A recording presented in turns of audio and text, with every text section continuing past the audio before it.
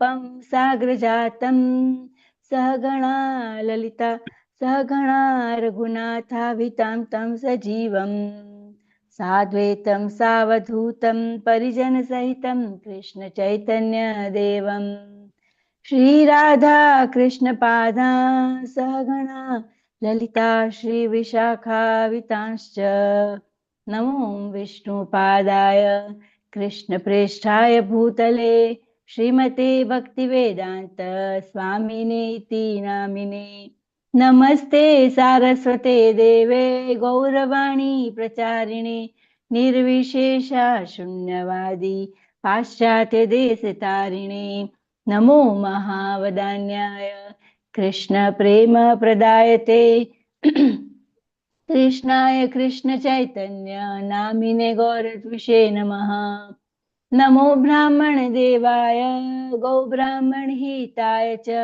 जगद्वीताय कृष्णाय गोविंदाय नमो नमः जय श्री कृष्ण चैतन्य प्रभु नित्यानंद श्री अद्वैत गदाधर श्रीवासादि गौर भक्त वृंद हरे कृष्णा कृष्ण कृष्ण हरे हरे हरे राम राम राम हरे हरे। श्री प्रभुपाद की जय हो। जय राधा माधव कुंज बिहारी जय राधा माधव कुंज बिहारी जय गोपीजन वल्लभ गिरिवरधारी जय गोपीजन वल्लभ गिरिवरधारी यशोदानंदन ब्रज जन रंजन यशोदानंदन ब्रज जन रंजन यमुना तीर वनचारी यमुना तीर वनचारी यमुना तीर वनचारी जय राधा माधव कुंज बिहारी हरे कृष्ण कृष्ण कृष्ण हरे हरे हरे राम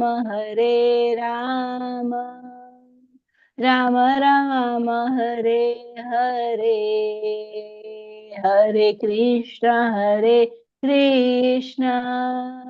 कृष्ण कृष्ण हरे हरे हरे राम राम राम हरे हरे हरे कृष्ण कृष्ण कृष्ण हरे हरे हरे राम राम राम हरे हरे। जय प्रभुपाद की जय हो। Today I am doing Srila Narottam Das Thakur song Nitai Pada Kamal। Shri Narottam दास ठाकुर के चरण कमल में कोटि कोटि दंडवत प्रणाम।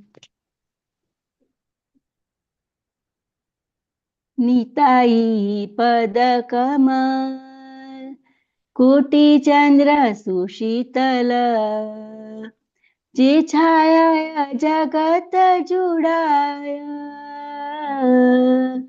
हेनो निताई बिने भाई राधा कृष्ण पाइते नाई दृढ़ करी धर निताई पाय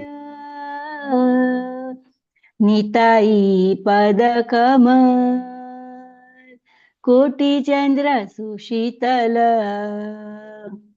से संबंध नाही जार वृथा जन्म गेल तार से संबंध नाही जार वृथा जन्म गेलो तार से पशु बड़ो दुराचार निताई पद कमल कोटि चंद्र सुशीतल निताई ना बलिर मुखे मजिल संसार सुखे विद्याकुले के करी बेतार निताई पद कमल कोटि चंद्र सुशीतल अहंकारे मत हैया निताई पद पासरिया असत्य रे सत्य करी मानी असत्य रे सत्य करी मानी निताई पद कमल कोटि चंद्र सुशीतल निताईर करुणा हबे व्रजे राधा कृष्ण पाबे निताईर करुणा हबे व्रजे राधा कृष्ण पाबे धर निताई चरण दुखानी धर निताई चरण दुखानी निताई पद कमल कोटि चंद्र सुशीतल निताईर चरण सत्य ताहार सेवक नित्य निताईर चरण सत्य ताहार सेवक नित्य निताई पद सदा कर आशा निताई पद सदा कर आशा निताई पद कमल कोटि चंद्र सुशीतल नरोत्तम बड़ो दुखी निताय मोरे कर सुखी नरोत्तम बड़ो दुखी निताय मोरे कर सुखी राख रांगा चरणेर पाशा राख रांगा चरणेर पाशा निताई पद कमल कोटि चंद्र सुशीतल निताई पद कमल कोटि चंद्र सुशीतल जे छाया जगत जुड़ाया जे छाया जगत जुड़ाया निताई पद कमल कोटि चंद्र सुशीतल हरे कृष्ण कृष्ण कृष्ण हरे हरे हरे राम हरे राम निताई पद कमल कोटि चंद्र सुशीतल श्री नरोत्तम दास ठाकुर की जय हो। उनके चरण कमल में कोटि कोटि दंडवत प्रणाम। ट्रांसलेशन। श्री नित्यानंद प्रभु के चरण कमल कोटि चंद्रमाओं के समान सुशीतल है, जो अपनी छाया कांति से समस्त जगत को शीतलता प्रदान करते हैं। ऐसे निताई चांद के चरण कमलों को आश्रय ग्रहण किए बिना श्री श्री राधा कृष्ण की प्राप्ति नहीं हो सकती। अरे भाई, इसलिए उनके चरणों को दृढ़ता से पकड़ो। उनसे जिनका संबंध नहीं हुआ, समझो कि उस पशु समान दुराचारी का जीवन व्यर्थ ही चला गया। यदि कोई सांसारिक विषय भोगों में प्रमत्त होकर निताई के नाम का उच्चारण नहीं करता, तो उसकी उच्च विद्या या उच्च कुल प्राप्ति से क्या लाभ। व्यक्ति अहंकार में मत होकर श्री नित्यानंद प्रभु के चरणों को भूलकर वह सांसारिक अनित्य विषयों को नित्य मानकर उनमें ही रमा रहता है। श्री नित्यानंद प्रभु की कृपा होने पर ही व्रज में श्री राधा कृष्ण की सेवा प्राप्त होगी, अतः उनके श्री चरणों को पकड़े रहो। श्री नित्यानंद प्रभु के चरण सत्य है और उनके सेवक भी नित्य है, अतः उनके चरणों की सदा आशा करो। शिला नरोत्तम दास ठाकुर प्रार्थना करते हैं, हे नित्यानंद प्रभु, मैं बहुत दुखी हूँ, अतएव आप मुझे अपने श्री चरणों में आश्रय प्रदान कर सुखी करें। हरे कृष्ण कृष्ण कृष्ण हरे हरे, हरे राम राम राम हरे हरे। शिला नरोत्तम दास ठाकुर के चरण कमल में कोटि कोटि दंडवत प्रणाम। शिला प्रभुपाद की जय हो। Thank you Prabhu ji for so wonderful seva. Dandavat pranam to all devotees. Hare Krishna, everyone, welcome. I will do the Mangala Charan before the recap begins. Om Ajnanatimirandasya Jnananjana Shalakaya Chakshurunmilitam Yena Tasmai Shri Guruve Namaha. Shri Chaitanya Manobhishtam Stapitam Yena Bhutale Swayam Rupa Kadamahyam Dadati Swapadantikam. Vandeham Shri Guru Shriyuta Shri Gurun Vaishnavanscha Shri Rupam Sagrajatam Sahagana Raghunathanvitam Tam Sajivam Sadvaitam Savadutam Parijana Sahitam Krishna Chaitanya Devam Shri Radha Krishna Padan Sahagana Lalita Shri Vishakhanvitamscha हे कृष्णा करुणा सिंधो दीनबंधो जगतपते गोपेश गोपिका कांत राधा कांत नमोस्तुते तप्त कांचन गौरांगी राधे वृंदावनेश्वरी वृषभानुसुते देवी प्रणमामि हरिप्रिये वाञ्छाकल्पतरुभ्यश्च कृपा सिन्धुभ्य एव च पतितानां पावनेभ्यो वैष्णवेभ्यो नमो नमः। नमः ॐ विष्णुपादाय कृष्णप्रेष्ठाय भूतले श्रीमते भक्तिवेदान्त स्वामिन्निति नामिने। नमस्ते सारस्वते देवे गौरवाणी प्रचारिणे निर्विशेष शून्यवादी पाश्चात्य देश तारिणे। जय श्री कृष्ण चैतन्य प्रभु नित्यानंद श्री अद्वैत गदाधर श्रीवासादि गौर भक्त वृंद। हरे कृष्णा कृष्णा कृष्णा हरे हरे, हरे राम राम राम हरे हरे।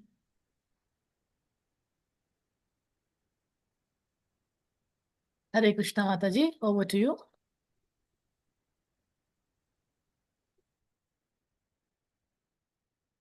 Hare Krishna, Dandavat Pranam to all devotees. Please accept my humble obeisances. All glories to Srila Prabhupada. So, day before yesterday, Sanjeev Prabhuji did lesson 147 of the third chapter, which is third chapter of Canto 11.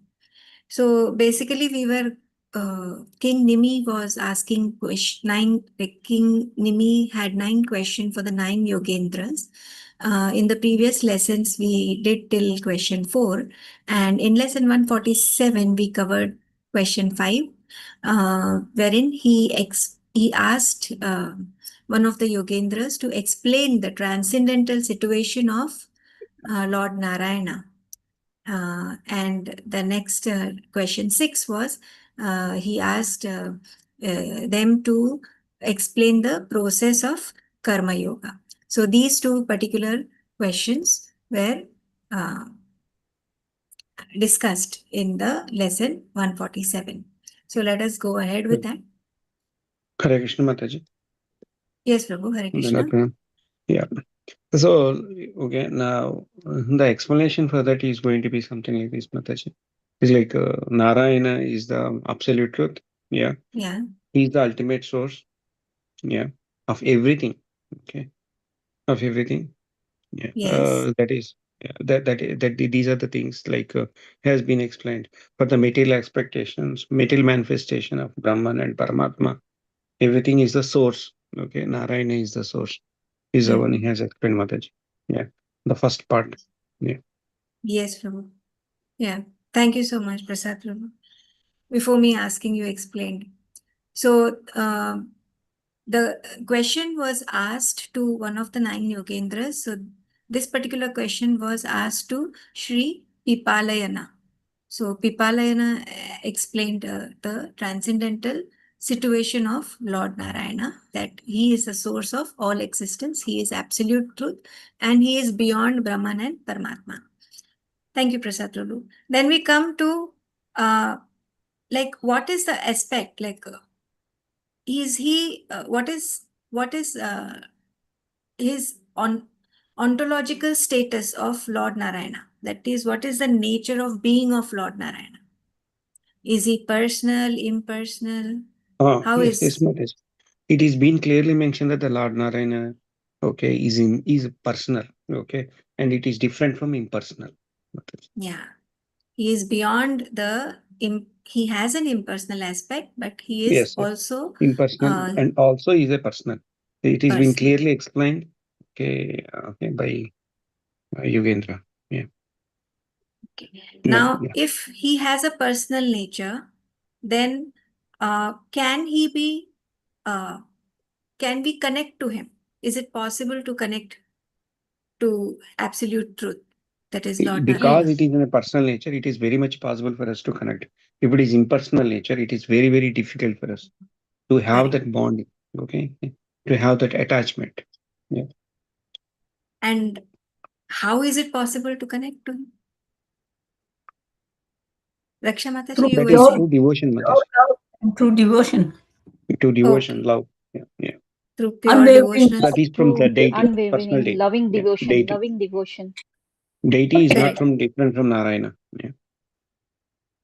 So all the answers were correct. Prasad Prabhuji said that the personal form of Lord is not different from Narayana, that is deity worship. And Rajkumari Mataji said unwavering devotional service, pure devotional service to Lord. Now we come to, because Lord Narayana can be connected through pure devotional service, then we come to the role of devotional service, that is bhakti. So what does bhakti do? bhakti. Purifies our. Sorry, There is Mataji, a continue. with pure devotion to Lord and What does it do, selfless. Mataji? It purifies, Mataji. It It purifies the purifies heart. heart Heart. Perfect. Yes, and Yeah. unveils the deeper spiritual truth. It Correct. transforms our heart. Yes. Yes. All And answers are correct. automatically, some of our Hmm. negative tendencies will come down, Mataji. How do you Yeah. know that? Like it purified our heart. Okay, if that is the question, then we Yeah. will know what kind of tendencies has coming down. Yeah. Thank you, Prasad Prabhuji. true So knowledge and realization uh, comes out of this. true knowledge comes through pure bhakti. Yes, Mataji, correct. So then what is devotional service? Like it is purifying the heart, it is unveiling deeper spiritual truth. So what can we see? What is devotional service actually? What is bhakti? Point B. Love for Godhead. Yeah. Unconditional love. It illuminates our path towards spiritual Correct. enlightenment and liberation Yeah, it is a practical path. It is through a the clear teachings of roadmap. Bhagavatam. Yes, based on the teachings. So yes, very correct, Harsha Mataji. It is a practical path towards spiritual enlightenment, which is, it's a clear roadmap which is based on the teachings of Bhagavatam. Okay, and is devotional service uh, what like how, what is the nature of devotional service? Is it only like intellectually it can be attained, or how, what is the nature of devotional service? Loving devotions. It is loving, yes, And true knowledge and realization. correct. True knowledge and realization comes from bhakti. Bhakti. which is different from other intellectual pursuits. Okay. So now we come, for that we should also understand like what is illusion and what is reality. Now, what is Maya? What is, like how will we define material world? It Maya is diverts Maya oneself is from the illusion. Yes, Nitya Sakhi Mataji, Go on, yes. Mataji. Go on, Mataji. yeah. So Maya it characterizes the material world, which is fleeting, and it is a deceptive phenomenon, and the living entities they do get diverted from the spiritual essence. Okay, correct. But why is material world deceptive? It is the Hare Krishna Mataji Dandavat Yeah. Pranam. It is the illusory potential of Lord Krishna. It Yeah. diverts us from the real Yeah, correct. feeling. The spiritual essence, it Yeah, And yeah. it will It's engage us. basically, like a mirage in the desert. Yeah, Hmm. it will engage It, us in the material world. it- And so the most it uncovers the spiritual essence, Mataji. Okay, the Maya. yeah, yeah, And yeah, and correct. and that is because of our nature only. Okay, because we Yeah. don't want that spiritual essence, so Maya is Hmm. uncovering. Yeah, correct. And it is deceptive, we can say, because everything is fleeting. Aaj hai, kal nahi hai. So ultimately it is deceptive only, no? What is there throughout cannot be deceptive. But what is there today and not there tomorrow, then definitely it's a deceptive phenomena. What is it compared to? It's A2, mirage. point A2, mirage. Huh? It is compared to mirage. That it shows pleasure, but actually there is no pleasure.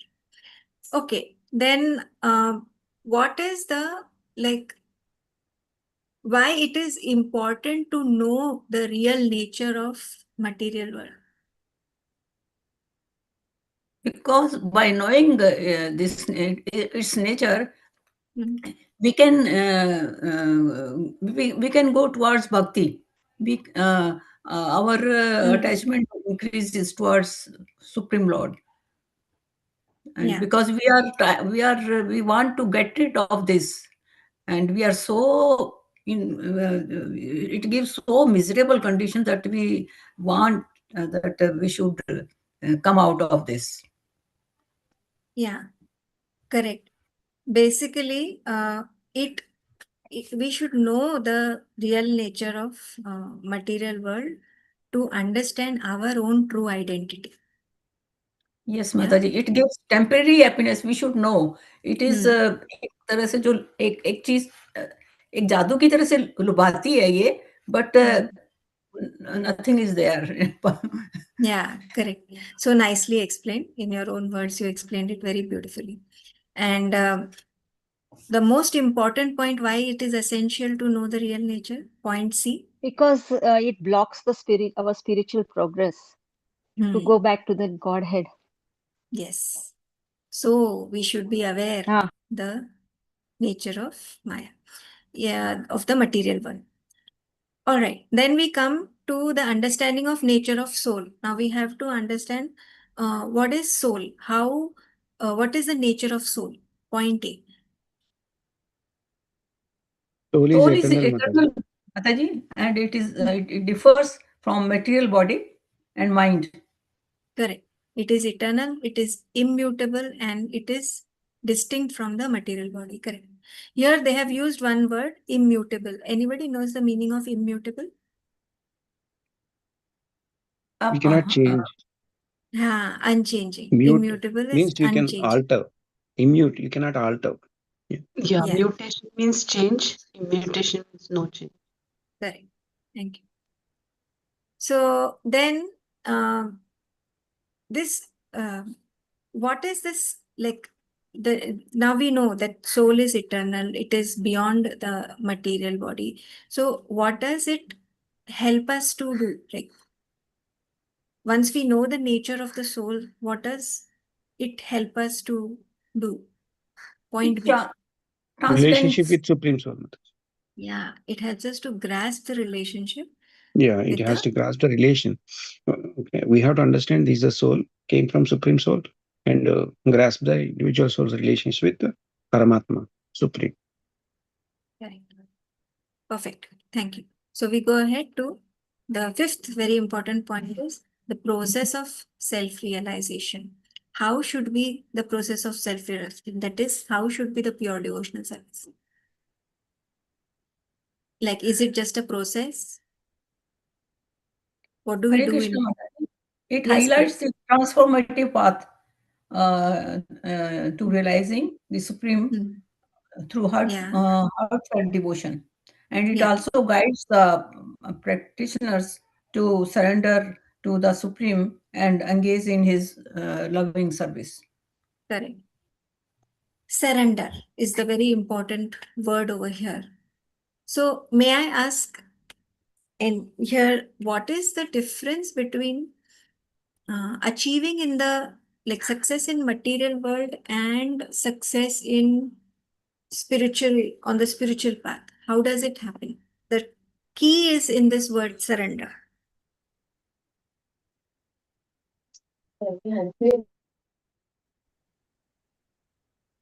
Anyone?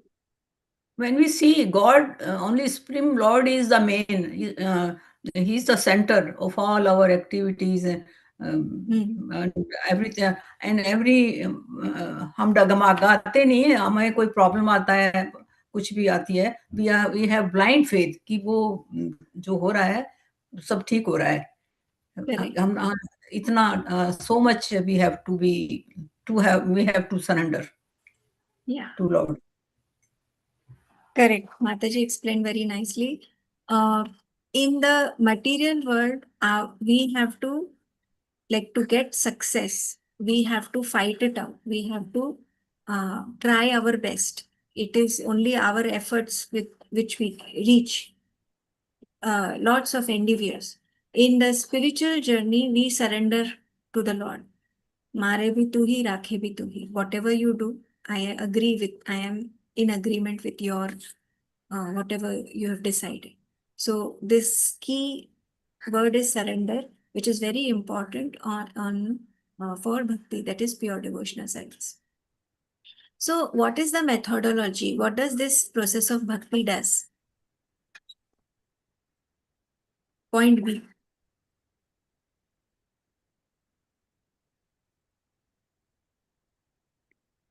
It elevates us. It elevates the jiva, the soul, on the spiritual path and gives a deeper understanding of the absolute. All right. And yes, Mataji. Yeah, it enlightens us about the processes so as to seek the Krishna Prem and how to strengthen that sambandha with Lord Krishna. Yes, correct. Abhideya, Abhideya. Abhideya. So is it based on only knowledge acquisition, Mataji? No. Okay. Practice, Mataji. Sadhana plays a very vital role. Sadhana in how? How should be in what manner the sadhana is? It's sadhana is based on deep-rooted faith on God, and we should be committed towards Lord Krishna and Perfect. without interruption, we should continue our service to God. Correct. Consistent efforts, unwavering commitment. Under the guidance of Guru. Guru. Yeah. Guru. That is coming, Mataji, under the guidance of Guru. Yes. Okay. The now sixth very important point is interconnection of all the living beings. All the beings are interconnected. What does this show? Deep connection, Mataji, deep connection binding all the living beings. Yeah, what does it show, Mataji? What does it The reflect? relationship with Supreme Lord. Okay. And it shows it with the Lord, and it shows that how the relationship with the Supreme, it can be expressed in so many different forms and so many manifestations. Yeah. Each jiva So soul has a different relationship with the Lord. Yeah. Basically, it captures the beauty of unity and in diversity. And then what does it show? That there is one divine fabric in which each and every living being is interwoven. Interwoman. Everybody. So what does this finally It bring gives a about? powerful sense of belonging and connection with the Lord. Correct. Belonging and connection to Lord, and also develops which qualities? Deep compassion and respect. वो एक अनेकता में एकता last in the last उसमें the person merges to this single divine power. All Yeah, these that every Compassion and respect, Mataji. there is one. Compassion and What is respect. Deep compassion and yes. Respect. compassion and respect for all living entities. Yeah.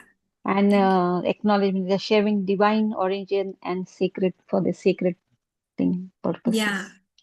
We are all coming from one divine origin, and there is a sacred purpose. And what is the sacred purpose?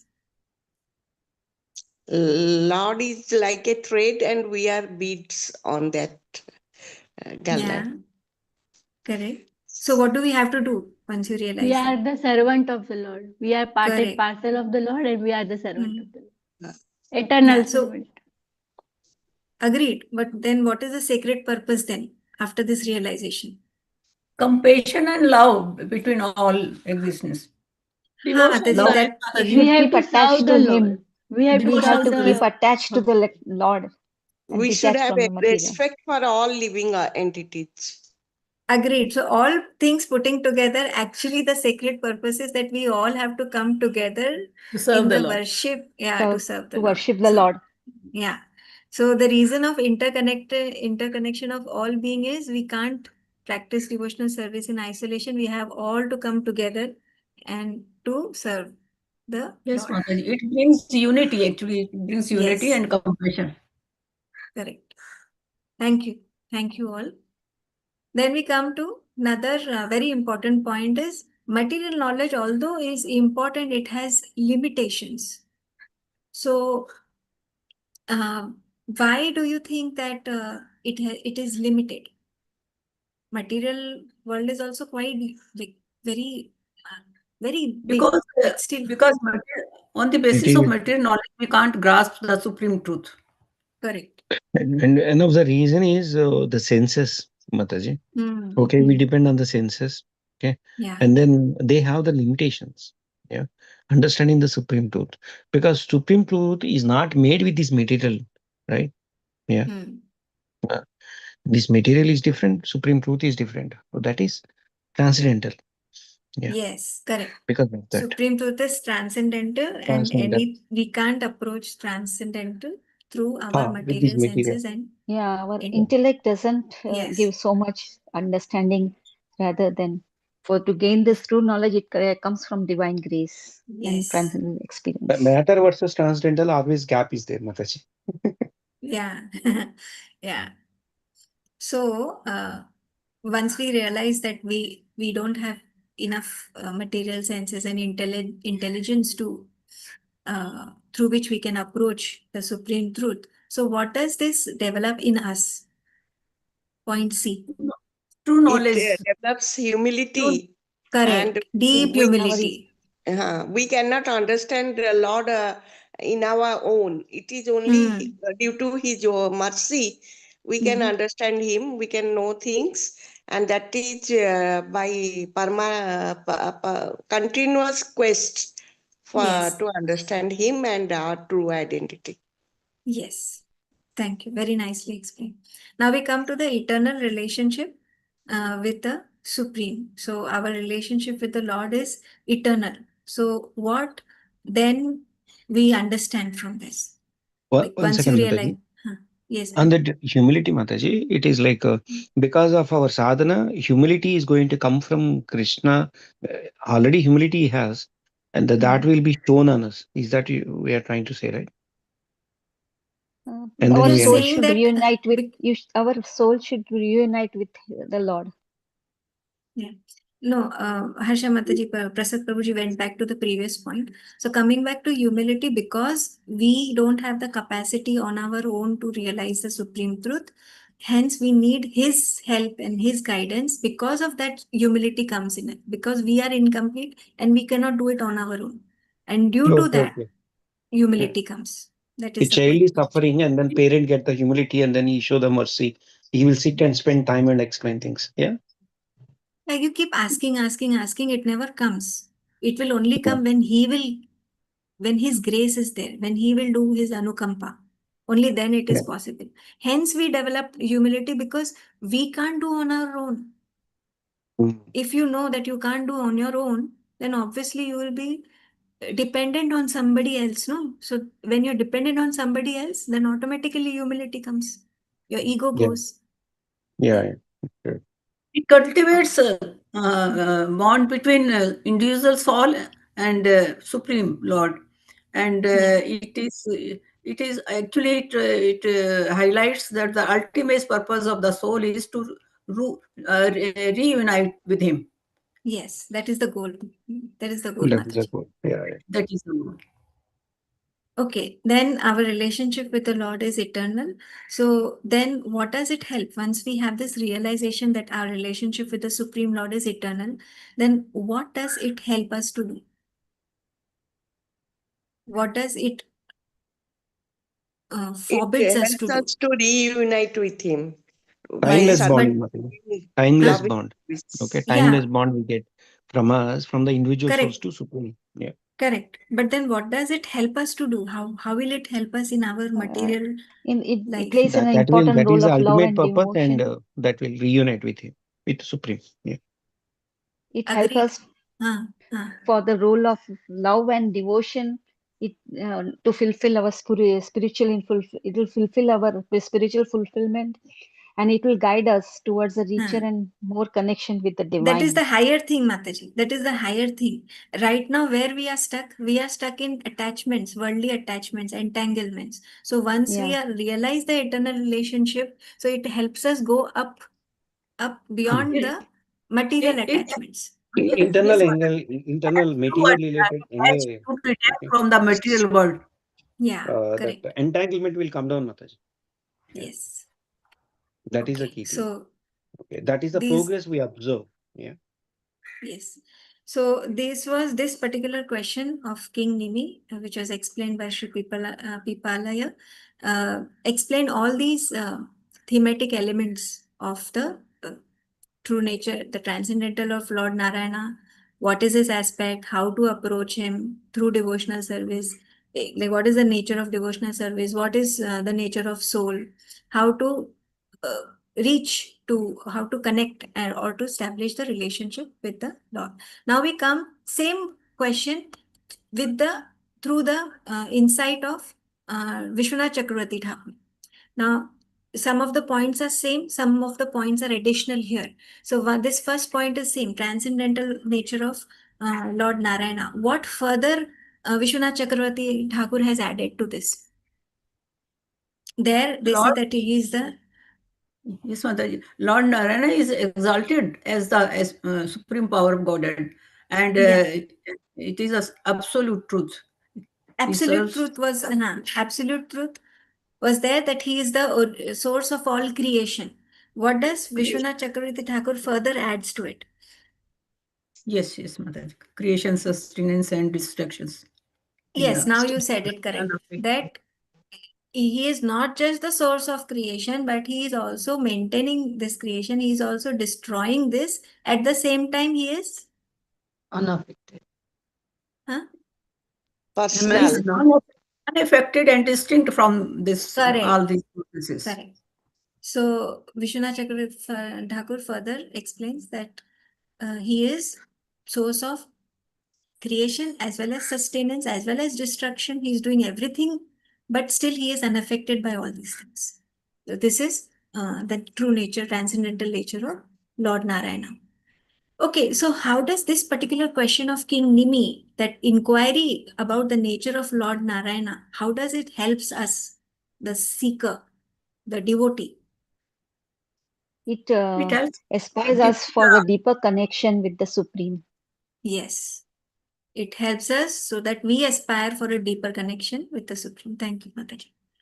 And for this, what is the role, what is the path that is being suggested? Bhakti Marg. Bhakti Marg. Perfect. Saranagati. And now we come to the second point, Brahman, the absolute reality. Now, what according to Vishwanath Chakravarti Thakur, how has he explained Brahman? Point A1.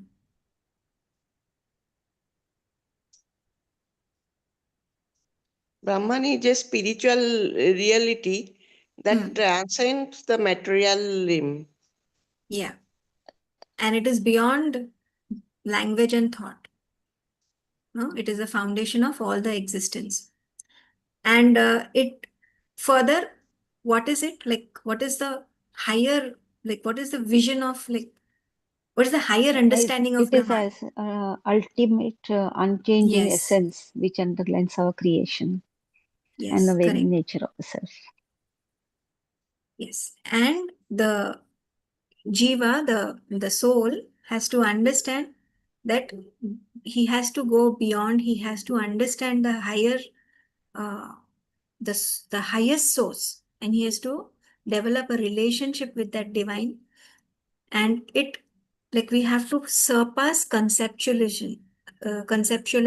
We have to walk truly the path of bhakti. Bhakti is based on authentic knowledge. Okay, so that's how we can understand Brahman. Now comes the nature of soul. Here we've already discussed, is all more or less the same. Now we see fourth point is bhakti, the path of realization. So according to Vishwanath Chakravarti Thakur, what further he has mentioned about bhakti? Bhakti purifies the heart and unveils the true nature of both. That was as per the BPT puppet. Now further what Vishwanath Chakravarti Thakur has said about it. Through essence, it's God. We can transformative power. It gives us the path for How? true loving devotion through How? prayers, worship, and selfless service. So Vishwanath Chakravarti Thakur further adds that it purifies the heart, unveils the spiritual truth. How? Through prayer, worship, and selfless service. So this is very important. Okay, so it cleanses the heart, it removes the karmic bondage, it makes us pure, makes us establish in our true identity as a soul, and then we connect to the Lord. Okay, interconnectedness of all existence we just saw. Now, the new point over here is the role of the material nature, which was not there in the BBT puppets. The role of the three modes of material nature. What do they do? The three gunas. Triguna, according to Gita, Prakrute Kriyamanani, Gunakarmani Sarvasa, Ahankara Bimbratma, Katahamiti Manyate. That means everything in this material world is created by this Sattva, Raja, and Tama, Triguna. Tama. And what do they do? It affects our joy, suffering, and everything. Yeah, it keeps the condition. It influences the conditioned soul, affecting influences. Correct. joy and suffering. Perfect. So why we should know the nature of these trigunatmak prakriti? Why it is essential for us to know? So in our practice, to seek liberation and genuine spiritual growth, we should be away from it. Yeah, we should not get entangled. We should realize that the three There modes are are governing three us. positions, Mataji. If we are in Satoguna, we get Urdhva Gati. We are in Rajoguna, where we are same. जहाँ पे है वहां पे रहेंगे और तमोगुना है तो हम अधोगति. So ऐसे best तीन guna is गतियां what? बता के. What should we try to? हमें कोशिश करनी है सतोगुणा में रहने की और उसके आगे है शुद्ध सत्व.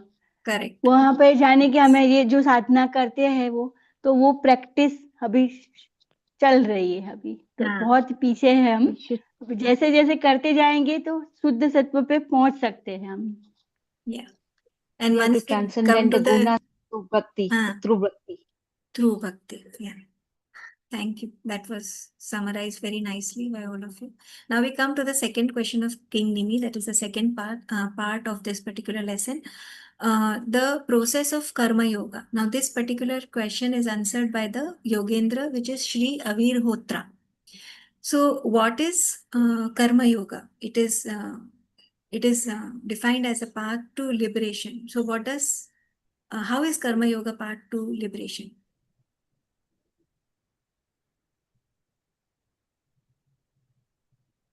What do we do when we do karma?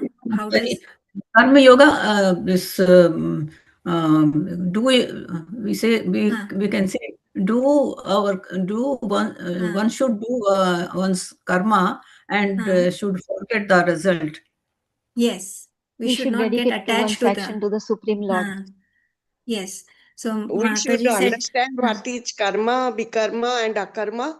By doing akarma, that is surrendering everything to Lord and doing our duty will help us to rise up.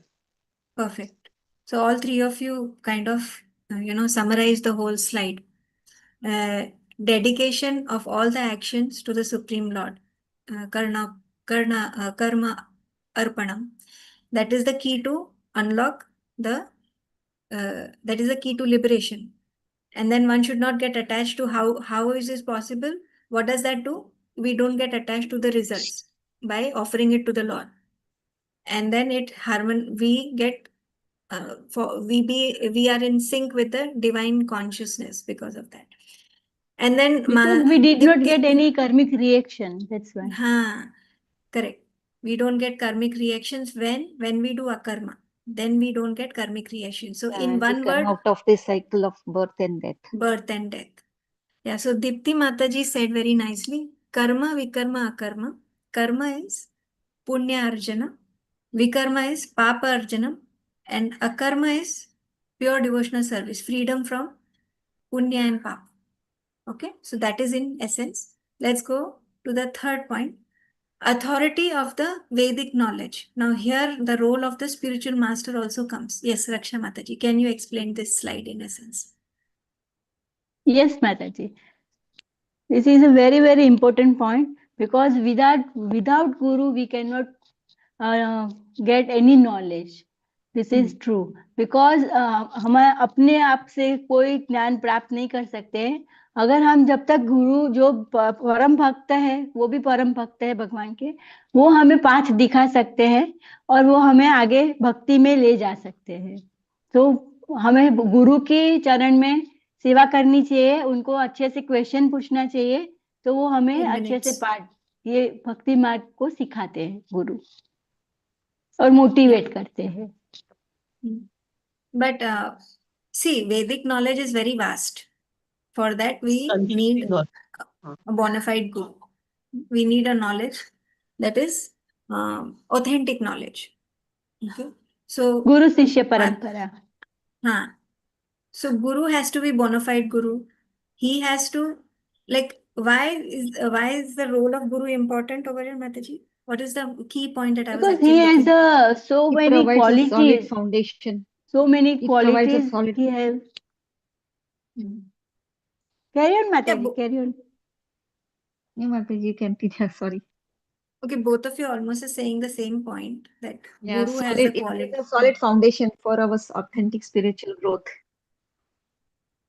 Yes, Guru all correct. But Guru is Guru, Sadhu, and Shastra give shape to our devotional path, and Guru knows everything. He is a direct representative of Lord Krishna, and he helps us to reconnect with Lord. And he gives a roadmap to us. He gives a roadmap. Yes, this roadmap is important. So basically, Vedic knowledge is very vast and it is context driven. The same thing in one situation will be correct, in other situation it will be incorrect. So it will become at one point of time, it will become very confusing, perplexing. So we need a guru, a bona fide guru to guide us on this path, which is not an easy path. Hence, the role of spiritual master is of utmost What is the importance. meaning of bona fide? To be more accurate, what is the correct thing to describe him? We talk of guru. Under the sampradaya. Guru Parampara. Same sampradaya. Sampradaya, Guru Parampara.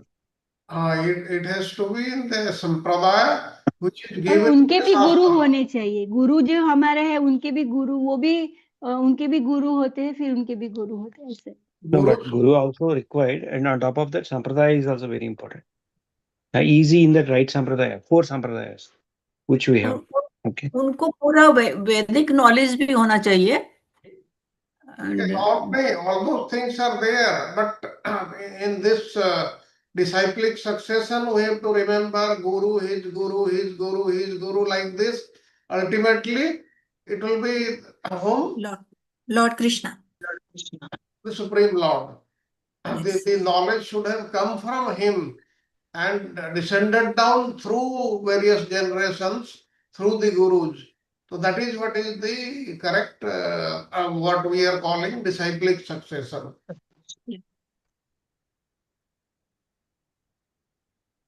Okay, Yes, Mataji. Prabhuji.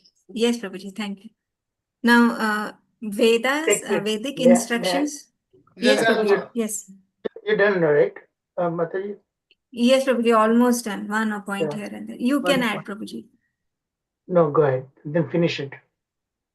Okay, so Vedic instructions, like Vedas are known to, like, indirectly they pursue the jiva on this path of self-realization. What is this way of how can we understand why they have to use an indirect way of pursuing the jiva, and what is it compared to?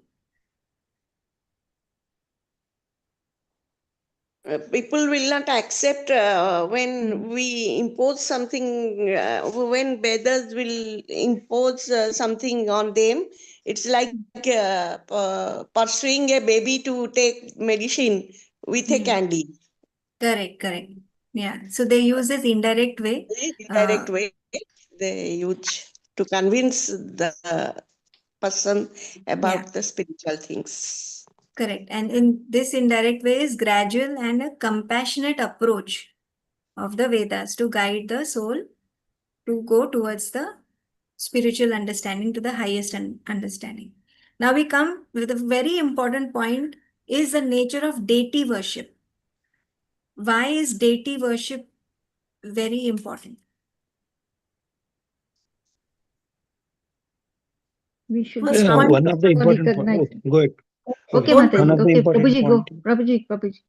Prabhuji, go on. The personal manifestation, Mataji. Okay, the Yeah. deity itself is a personal manifestation of Supreme Lord. Hmm. Okay.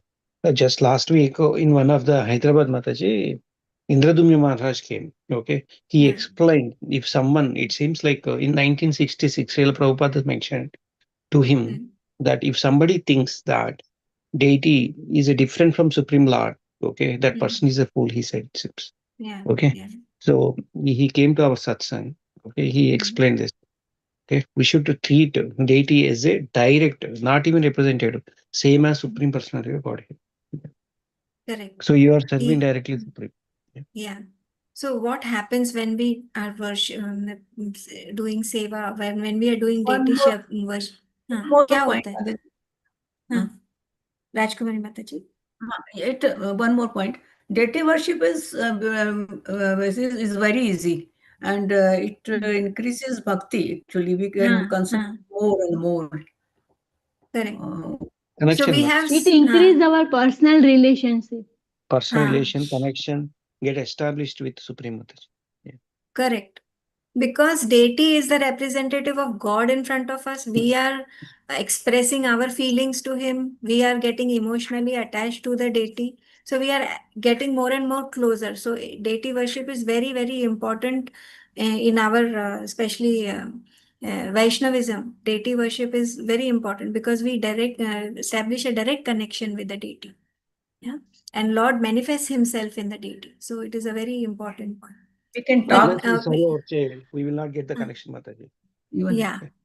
It's exactly If it is similar to impersonal, if the connection won't be established. And now I connection. conclude the recap with the last important point. What should be the holistic understanding of worship? This is also another very important point. With this, we conclude the recap. How should we? We should understand that Lord is omnipresent, omniscience, and He knows everything. He's present everywhere, and He is within us and in every organism. Yeah. Very, very important realization that helps us to do what? Once we know we that. recognize the divine in everything of existence. Yeah. And So then what embrace does it happen when we realize divine in every existence? Then we embrace a devotional life. Devotional life. Then everything becomes devotion. Each and every act that we are doing is a devotion. Whatever we sit, we lie down, we eat, everything is devotional only because we see divine in everything. So our life only becomes devotional. So that is the holistic understanding of worship. Not necessarily if you have a Laddu Gopal at home, you are worshiping it, only then you are devoted to Lord. No. If the other person is working in office, he is also offering his service to the Lord, that whatever I'm doing, I'm offering it to you. That is also devotion. Devotion cannot be just one way, one facet. It is multifaceted. It is in everything because Lord is in everything. So that is the holistic understanding of worship. So with this, I conclude this very, very important chapter, lesson 147, where two very important questions were asked. Over to you, Prabhuji. Hare Krishna. I hope I have not taken a lot of time. Hare Krishna. Over to you. Thank you, Mataji. Very nice Thank you, recap. Mataji. Very nice recap. Yes, Thank you all. Thank you, Mataji. So probing, so learning. So nice. Thank you. Wonderful. May I make a couple of comments here? Yes, Prabhuji. Over to you now.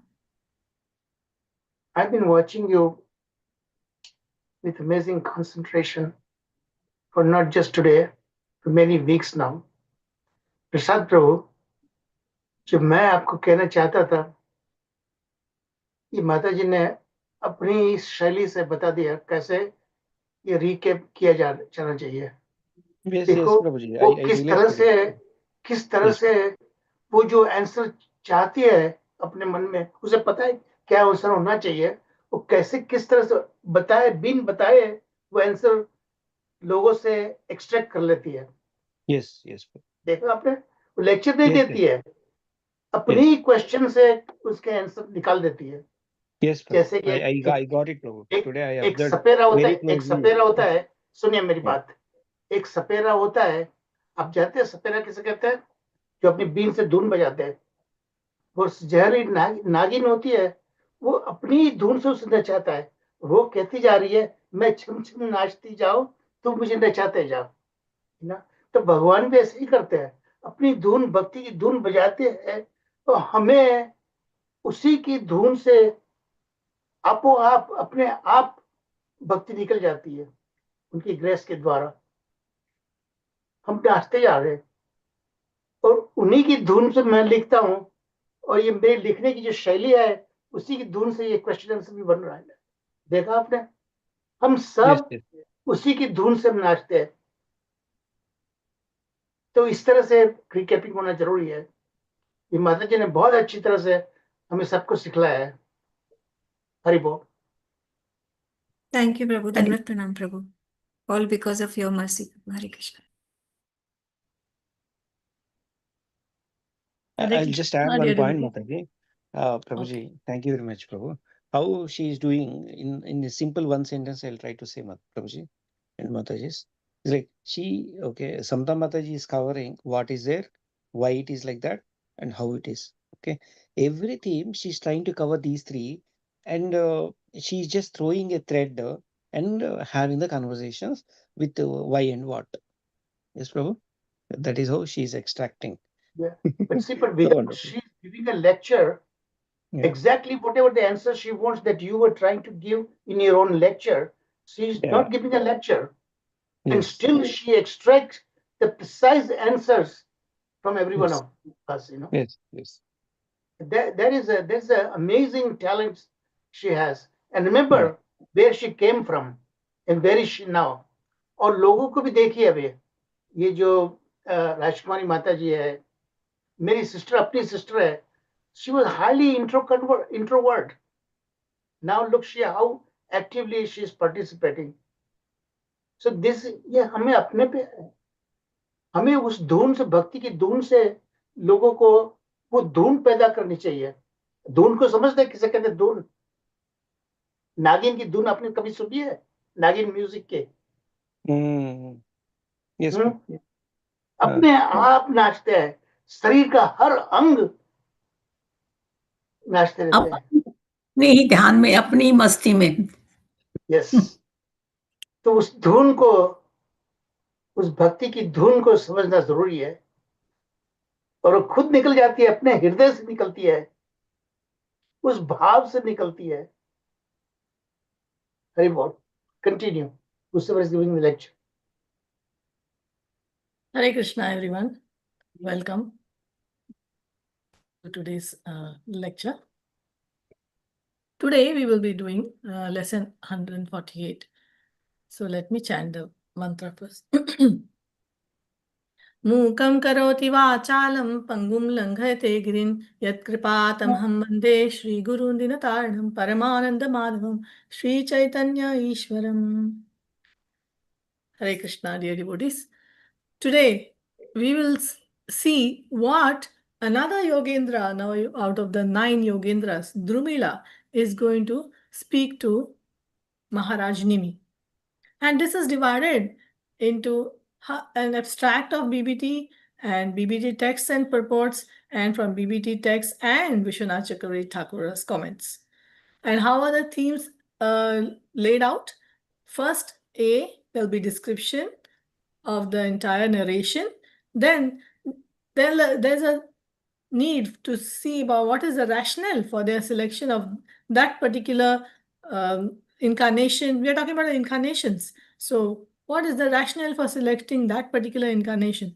And then what is the philosophical significance when you talk about that particular incarnation, how that incarnation came about, what the incarnation did, and then what is their philosophical significance?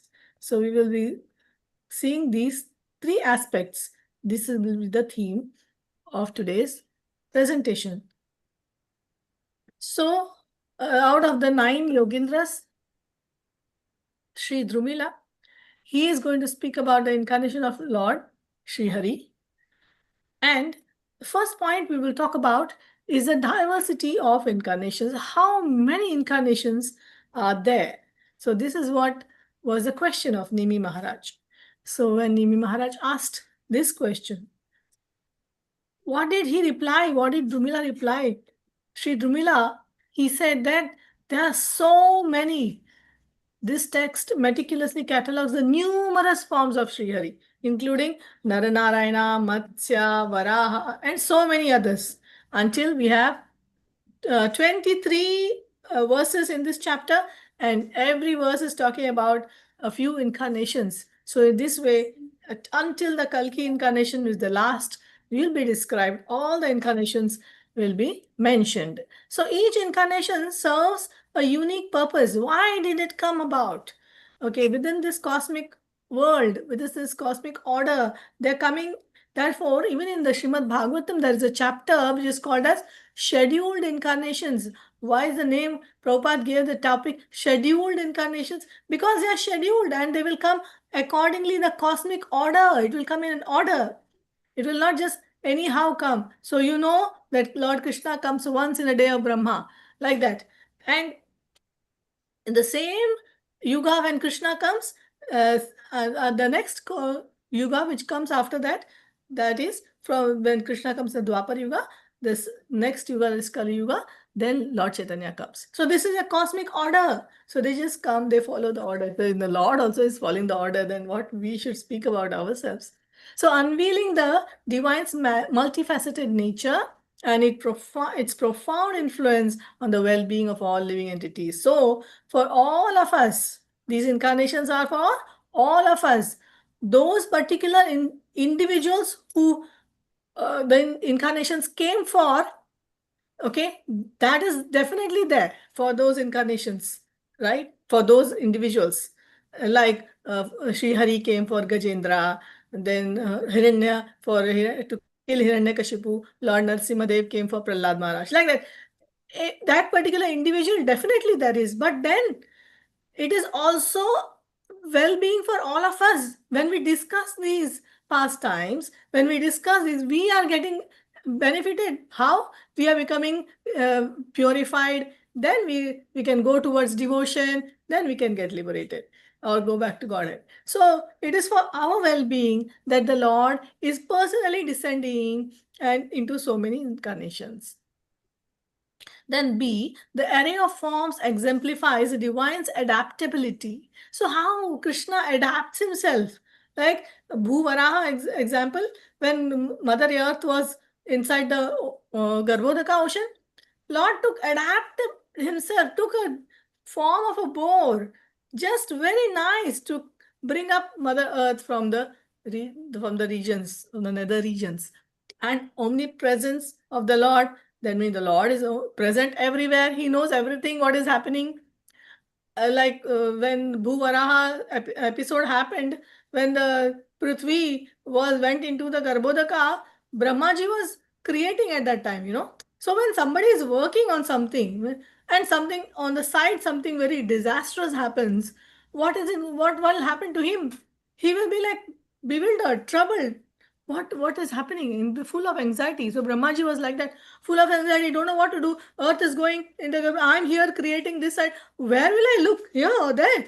And then the earth is gone. So should I go after the earth, try to save her, or should I do my creation?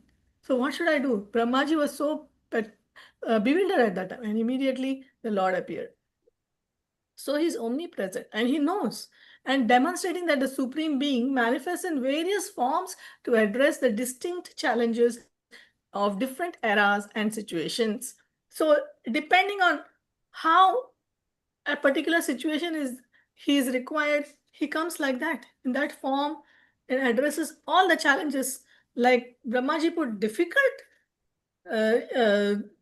he put a difficult challenge rather to Hiranyakashipu. He gave him such a wow, such a benediction, such a boon that Hiranyakashipu could almost become Amar. That means he could almost be not killed by anyone.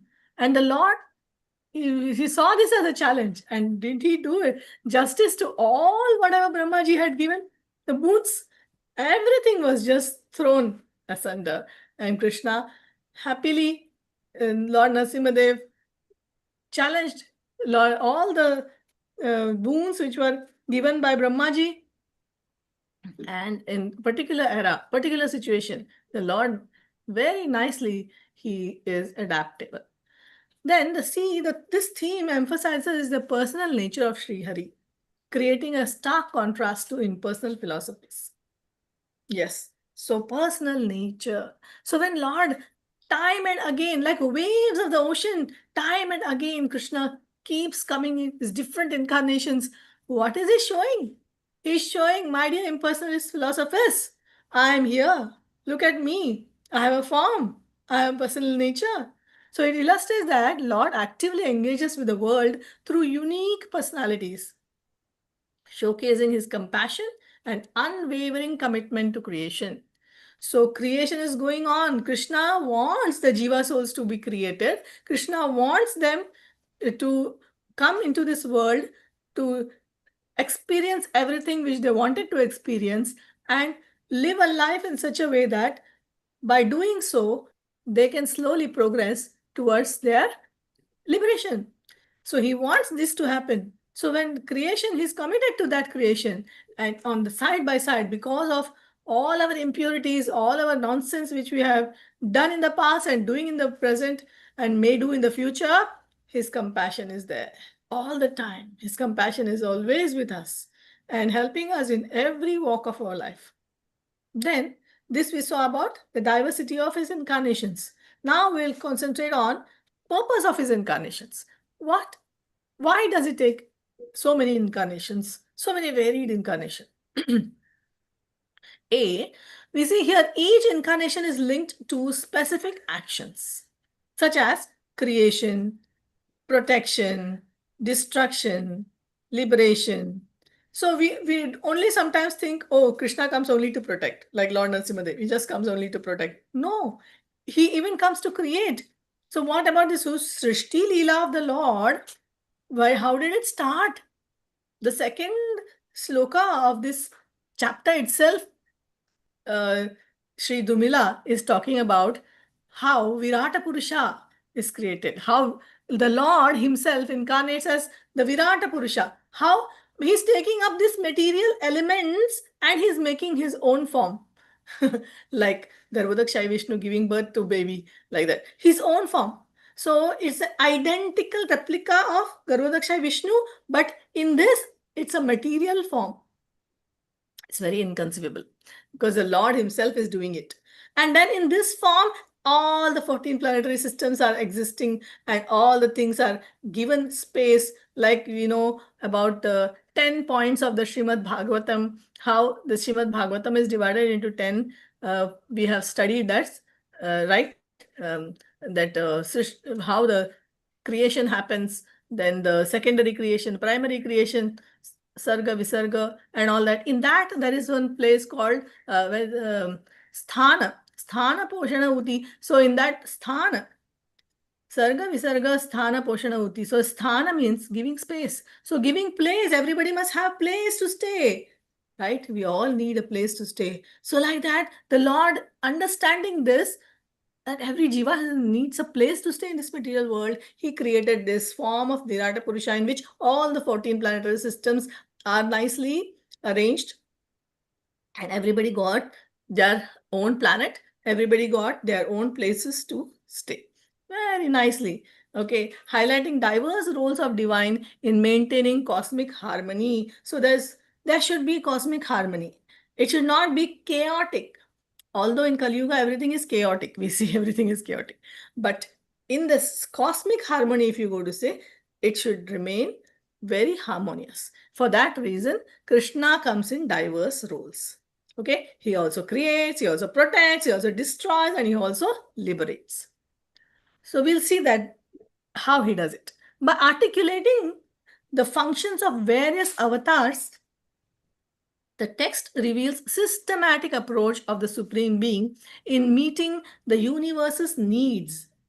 So what are the needs of this universe? And the Supreme Lord is approaching it very systematically and ensures that dharma, righteousness, is upheld. So this is the main thing. The Lord is actually always worried about whether dharma is maintained or not. It is upheld or not. And this is for this particular reason, the Lord takes so many avatars, and the functions of these avatars is to maintain dharma. So we all know this very important shloka, Sarva Dharman Parityaja Mamekam Sharanam Vraja. And there's another shloka in the Bhagavad Gita that yada yada hi dharmasya glanir bhavati bharata. So when there is glani, when there is unrighteousness in this material world, yada yada hi dharmasya glanir, unrighteousness, then I will take my appearance, I will take my avatar. Glanir bhavati bharata abhyuttanam adharmasya tadhatmanam sujamyaham paritranaya sadhuna. So the main business is paritranaya sadhuna. Although, yes, vinashaya dushkritam is also there, but that is secondary, you see, comes after that. First is paritranaya sadhana. So he's so very devoted to his devotees, you can say. The Lord is devoted to his devotees. And he first thinks of only his devotees. Then second, vinashaya dushkritam dharma samsthapanarthaya. Then finally, he wants to establish religion. Then part C is, this theme highlights the active role of divinity in this world. So divinity also has a role. Okay, emphasizing the spiritual knowledge and guidance are provided through tangible actions. That means tangible actions means which we can see. Like yesterday only I met one young boy. He's in his, just passed out from his school, going to college. And he was telling me that I don't see anything tangible. I'm offering food to Krishna, but I don't see him eating. So I don't feel that relationship with him. So therefore, the Lord is coming in so many incarnations to show that, see, I'm doing it, I'm eating, I'm also playing. There is a very beautiful song you all must have heard. कौन कहता है भगवान आते नहीं, right? तुम मीरा के जैसे बुलाते नहीं. So you have not called the Lord properly in that dire need, or even that cry of separation or longing. You have not called the Lord like that with so much longing. Then Krishna will definitely come. He will show. He will show, he will come, provided through tangible actions which encourage devotees to seek a personal relationship with the Supreme Personality of Godhead. So we all are seeking, yes, we devotees, we are trying to be devotees. We are trying to be devotees, are seeking a personal relationship with the Supreme Lord. But the Lord is therefore coming in these avatars to provide us guidance, to provide us spiritual knowledge, and then He's showing through His tangible actions. My dear son, my dear daughter, I'm waiting for you to have a personal relationship with me. Please come forward. So we'll see the next part. The third is, what are the transcendental qualities of these avatars? The abstract powerfully evokes the countless transcendental qualities of Lord Hari, reflecting his essence that surpasses human understanding and definition. So, an avatar is so powerful, and so many transcendental qualities, like Drumila,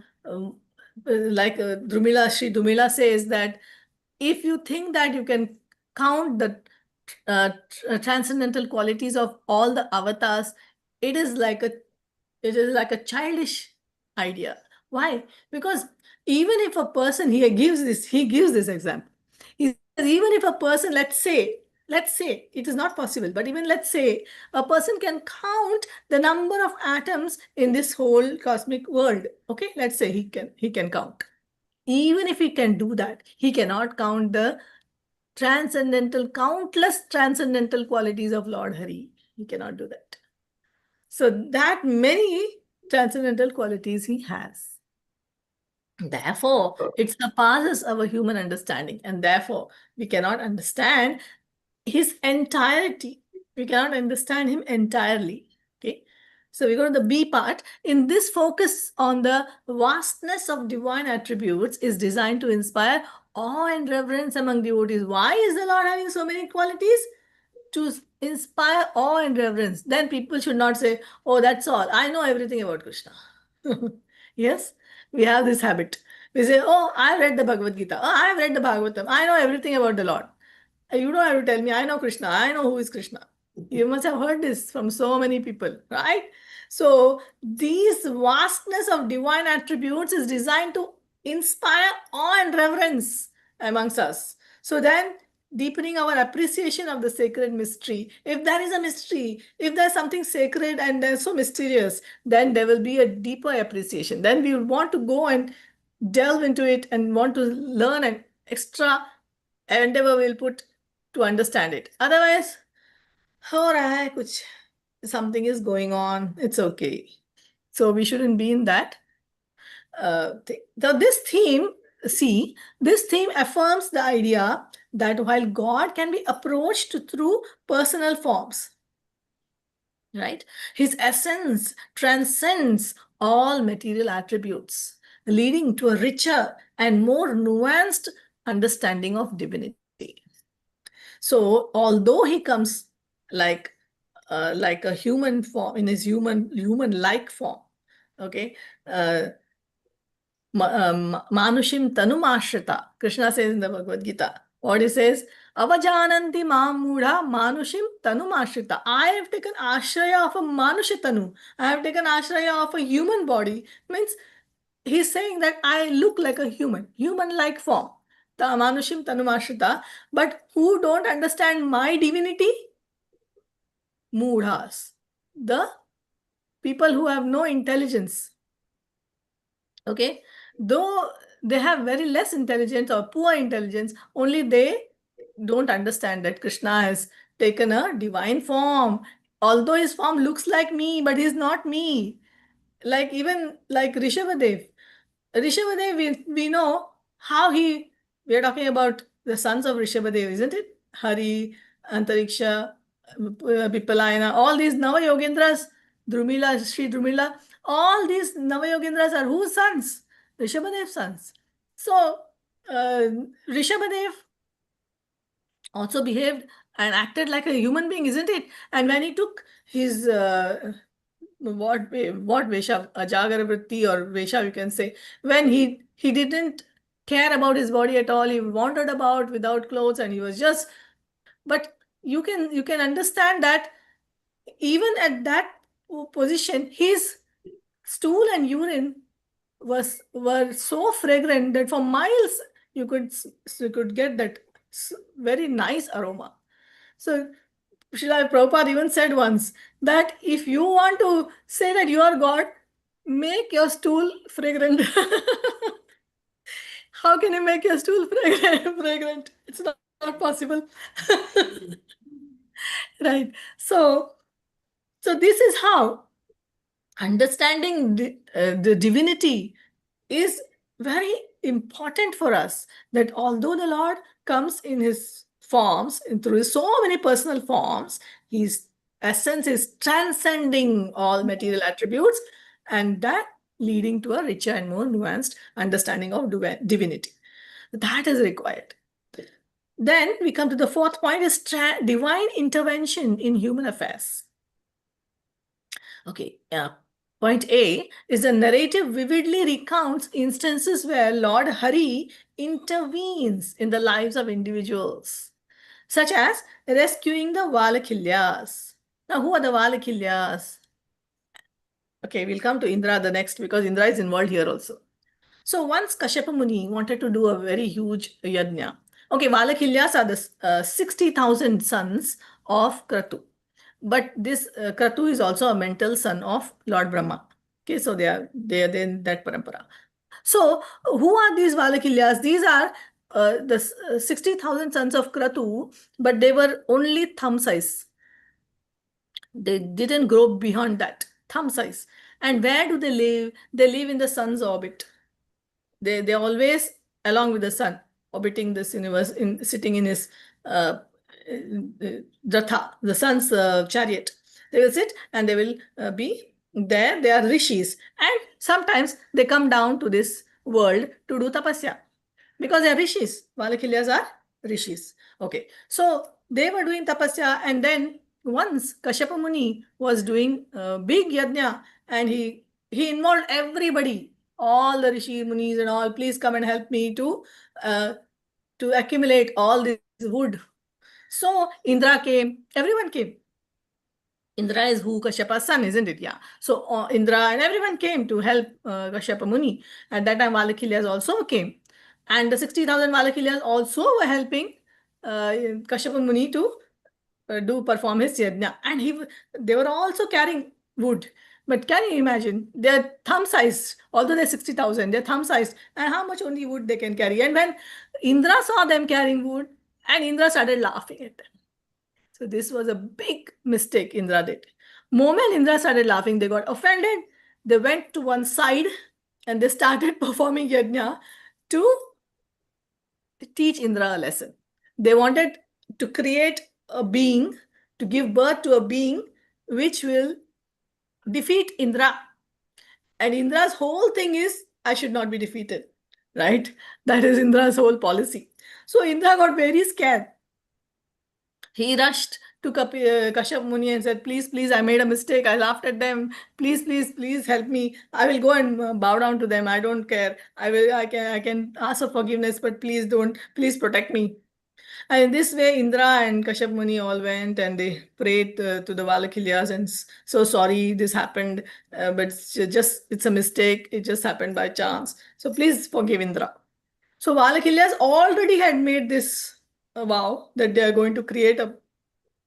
So they said, what can we do? We have already chanted all the mantras. Everything is done.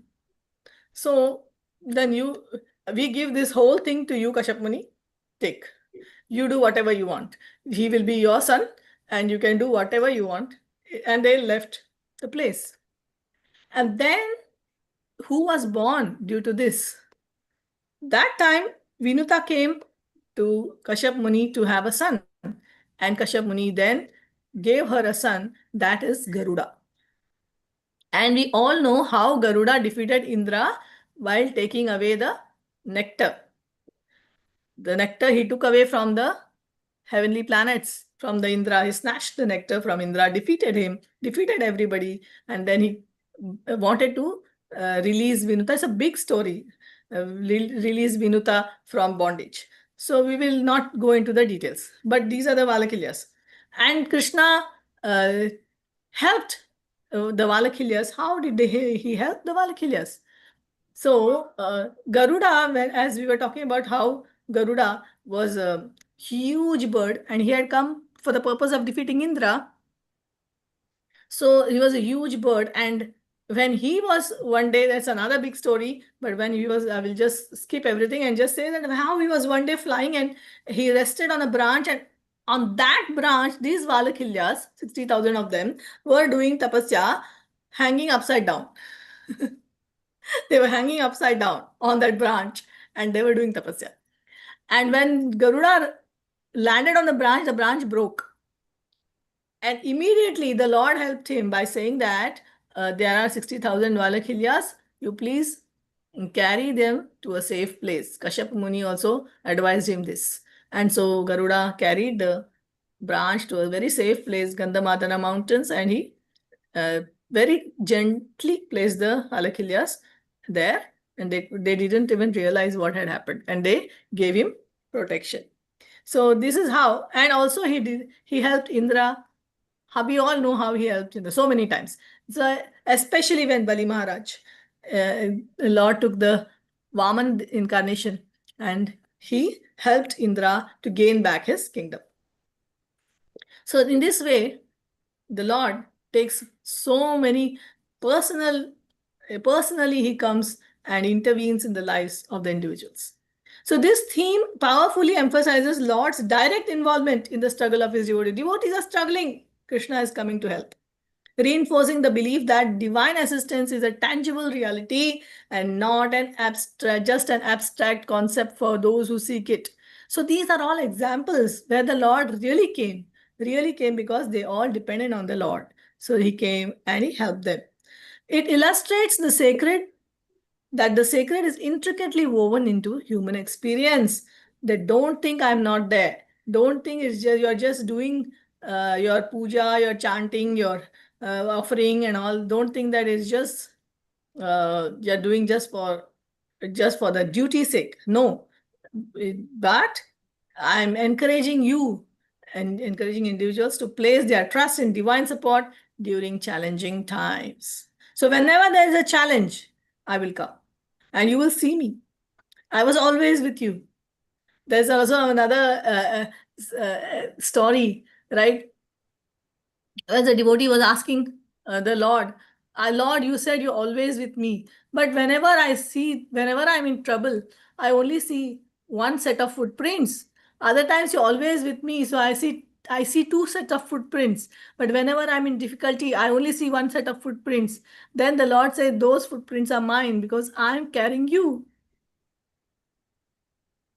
So we should have trust in divine support in our challenging times. So I go to the next, cyclical nature of time and incarnation.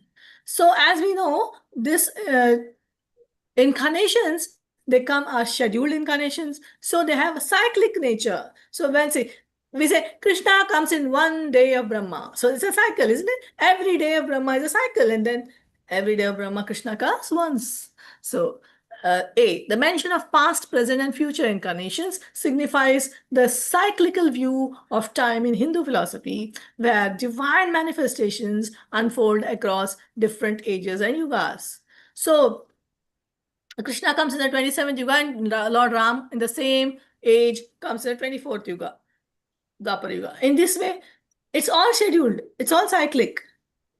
So this cyclical understanding enables devotees to grasp the eternal nature of God. Okay, so the Lord is eternal. So he can come anytime, in any yuga, okay, in any day of Brahma, right? So only an eternal, of course we are also eternal, but when it comes to in this material world, taking the material body, then we are not eternal. This body is not eternal. Our soul is eternal, yes. But because we change bodies, we tend to forget. Where the Lord doesn't change his body. He's got eternal nature, he's got eternal. So you may say, oh, but he becomes Varaha, yes, he becomes Varaha, but those bodies, whichever he takes, are also eternal. So inconceivable.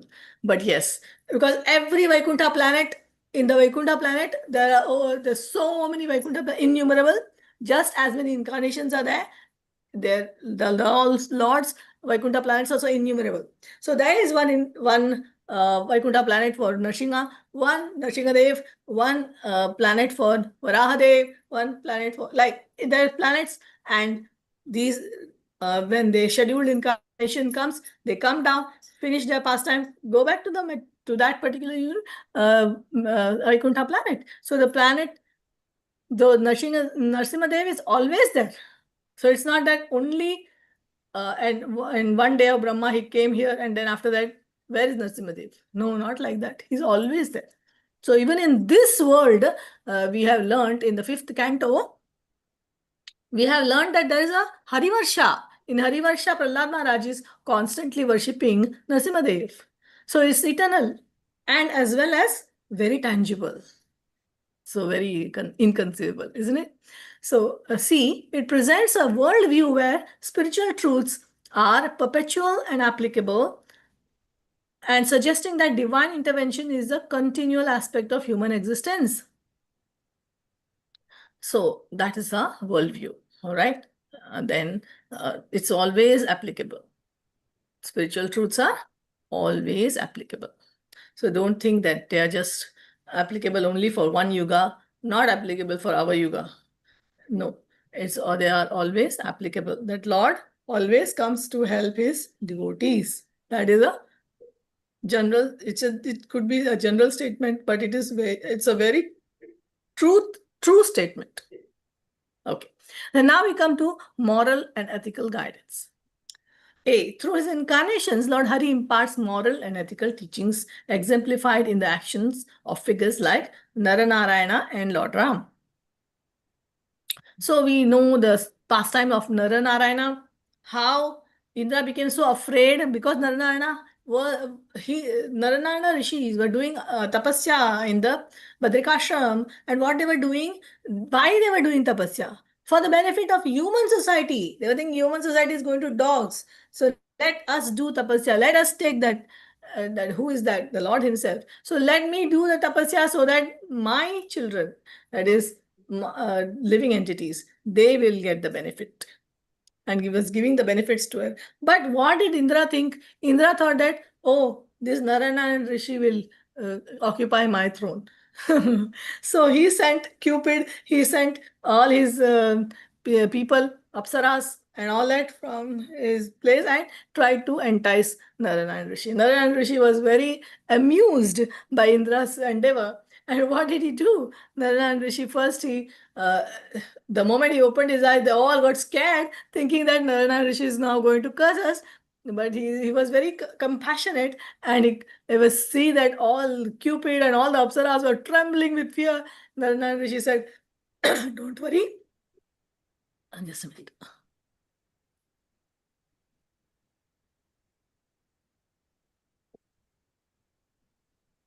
He said, don't worry, go back to your king and you tell him that I have shown, he started showing his opulence by so many apsaras, more than 1,000,000,000 times beautiful than the apsaras of of Indra, started emanating from Narayana Rishi's meditation, and they all came. And looking at that beauty, even Cupid and Apsaras were so wonderstruck. They were thinking, wow, so beautiful are these Apsaras. So what are we? We are nothing. We are like frogs compared to them. So then Narayana Rishi said, okay, he told Cupid, you all can choose one Apsara as a gift from me. You take a gift and you go back to your king and gift him, present him with that Apsara. And then they all chose Urvashi.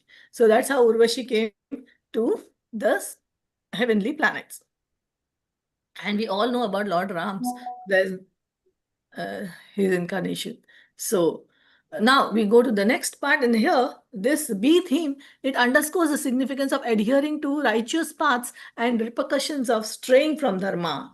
So yes, so as important it is to follow the righteous path, and it is so very important to not to stray from our path or from our dharma.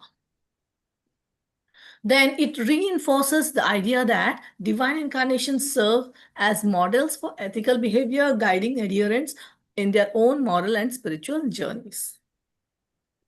Okay, so incarnations are coming here as a models for us to teach us ethics, to teach us how to behave, to teach us morals, to teach us how we should conduct ourselves in our spiritual journey. Okay, so this is the conclusion. These thematic elements collectively illuminate the personal, active, and multifaceted nature of divinity within Gaudiya Vaishnava philosophy, inspiring a deeper engagement with the divine through an understanding of its diverse incarnations and their profound significance. So then we see the divine avatars. Okay, so what are divine avatars? So the text dwells into the profound natures of the Supreme Personality of Goddess incarnation, such as Narsimha, Rama, Krishna, the highlighting their unique pastimes and their divine intent behind each descent. So we all know these unique pastimes. We have gone through them over and over again, but they are so very juicy, and I can read them and never get satiated. Then, focusing on these incarnations powerfully illustrates the personal aspect of God, showcasing his active and intimate involvement in the material world, which fosters a deep sense of connection and engagement among devotees. So this is what it brings about. We saw in our recap also today how it fosters a deep sense of connection among devotees, how devotees get engaged. So when we come together, there's got so much seva to do. Other than home, we just do our own seva for our own Thakurji, or maybe, and that is personal seva, which we do personally. But when we come together as a congregation, then so much engagement is there, much, much more than what we could have done at home. But also there is an involvement. So when you're involved in something, you feel good, right? Some good feeling you get that, yes, I am doing something. And then you also get very nourished by that. Yeah, you feel good. Otherwise, you feel like sometimes people go into depression, people have so many issues, thinking that they are not doing anything. So the Lord is showing personal aspect, he's showing his active and intimate involvement in this material world. So it doesn't throw us away in this material world as go get lost and do whatever you want in this material. No, he is not like that. He's, even if we become a dog, cat, for whatever, he will come with us in every body as a super soul, right? Even the most obnoxious of all obnoxious bodies also he will come. So that is how intimate the Lord is. So this theme emphasizes the presence of a personal deity who not only engages with creation, but also offers unwavering protection and guidance to his devotees. Is it non-stop? Krishna is doing that non-stop. He is continuously with us and always giving us guidance, sharply contrasting the abstract impersonal views of divinity. So if somebody thinks that he's impersonal, it's something abstract, then this is a sharp contrast to it. Okay, now we come to the next point, supreme control and agency. The text unequivocally affirm that the Supreme Lord stands as the ultimate authority. Unequivocally means everyone without any, what to say, without coming in the way of each other. In the sense, they all unanimously, they all say the same thing. They all say the same thing. What do they say? that the Lord is standing as the ultimate authority over creation. That means the Lord is supreme, and He is a supreme creator, supreme maintainer, supreme destructor through His myriad forms and divine potencies. So He takes different forms to do that. He takes, if to do Srishti Leela, He's taken avatar. He becomes Paramatma. So in Paramatma, he becomes three. Karanodakshai Vishnu, Garbhodakshai Vishnu, Kshirodakshai Vishnu. Then he becomes Antaryami as a super soul in everyone's heart. So he takes so many forms, right? This is his Srishti Lila, creation. Then in that also he maintains. So when creation, he takes on through the mode of goodness, he becomes and takes Vishnu forms. Vishnu forms, Karanodakshai, Garbhodakshai, Kshirodakshai, Vishnu forms through goodness. Then he wants to, for creation, he takes through the passion, Brahma form. For maintenance, he takes the Vishnu forms. And for destruction, he takes the Lord Shiva's form. So Karanodakshai, Kshirodakshai, all are the most important, like primary creation. Primary creation is done by whom? By Krishna in his form as Karanodakshai Vishnu. But Karanodakshai and Garbhodakshai, he takes those forms to do the primary creation. But secondary creation is done by Lord Brahma. So to create Lord Brahma, he creates the Lord Brahma through the mode of passion. He chooses the mode of passion to do that. And he chooses the mode of ignorance to bring about Lord Shiva, who is now in control of destruction. It's okay. Then depicting the Lord as a prime mover instills a deep sense of awe and reverence, as it emphasizes unparalleled sovereignty over the cosmos and the intricate workings of the nature. So he is the supreme, and his supreme ruling over the cosmos, and even the most intricate means what? Most intricate means most. He is the super soul of everyone, guiding everyone through the heart, and not only he's guiding everyone, he's helping all his devotees also. So it's like he's having that personal rasa, personal relationship with every jiva soul. So we should not feel neglected, or we should not feel that we are alone. So everything is done under the supervision of the Lord, and the Lord is involved personally with all our happenings. Whatever happens to us in this life, Lord is involved personally. So this underscores a fundamental distinction between the Supreme Lord and conditioned beings, reinforcing the notion that true agency and understanding stem from recognizing and aligning oneself with the divine will. So what does this show? That the Lord is with us. It shows that when will this happen? When we can feel the Lord's presence in all our actions also? When will that happen? When we align ourselves with the divine will. So the impersonalists say that merging with the Lord. So here we don't say merging with the form of the Lord, but here we say that merging with the divine will. So whatever Krishna's desires are going to be my desires. So Ambarish Maharaj also did that. Everything he did for Krishna, with his hands, with his legs, with his nose, with his eyes. Then finally he said what? He said that even my desires, I will align them to you, my Lord. So whatever is your desire now is my desire. What is your desire, my dear son or my dear daughter? Whatever is your desire is my desire. So I'm aligning my desires to you. So then Krishna becomes very personal. Then we go to the next part, by devotional service of bhakti. Now this is the most important part of the conversation, where the text replaces immense importance to devotional service, bhakti, as an essential pathway to liberation and true comprehension of the Supreme. The teachings of Naranaran Rishi and the insights on Bhakti Yoga illuminate the transformative process through which one can transcend the confines of material existence. So Naranaran Rishi's teachings and insights on Bhakti Yoga illuminate what? Transformative process through which one can transcend the confines of material existence. So we can come out of this material existence, we can come out of this bondage. Confines means what?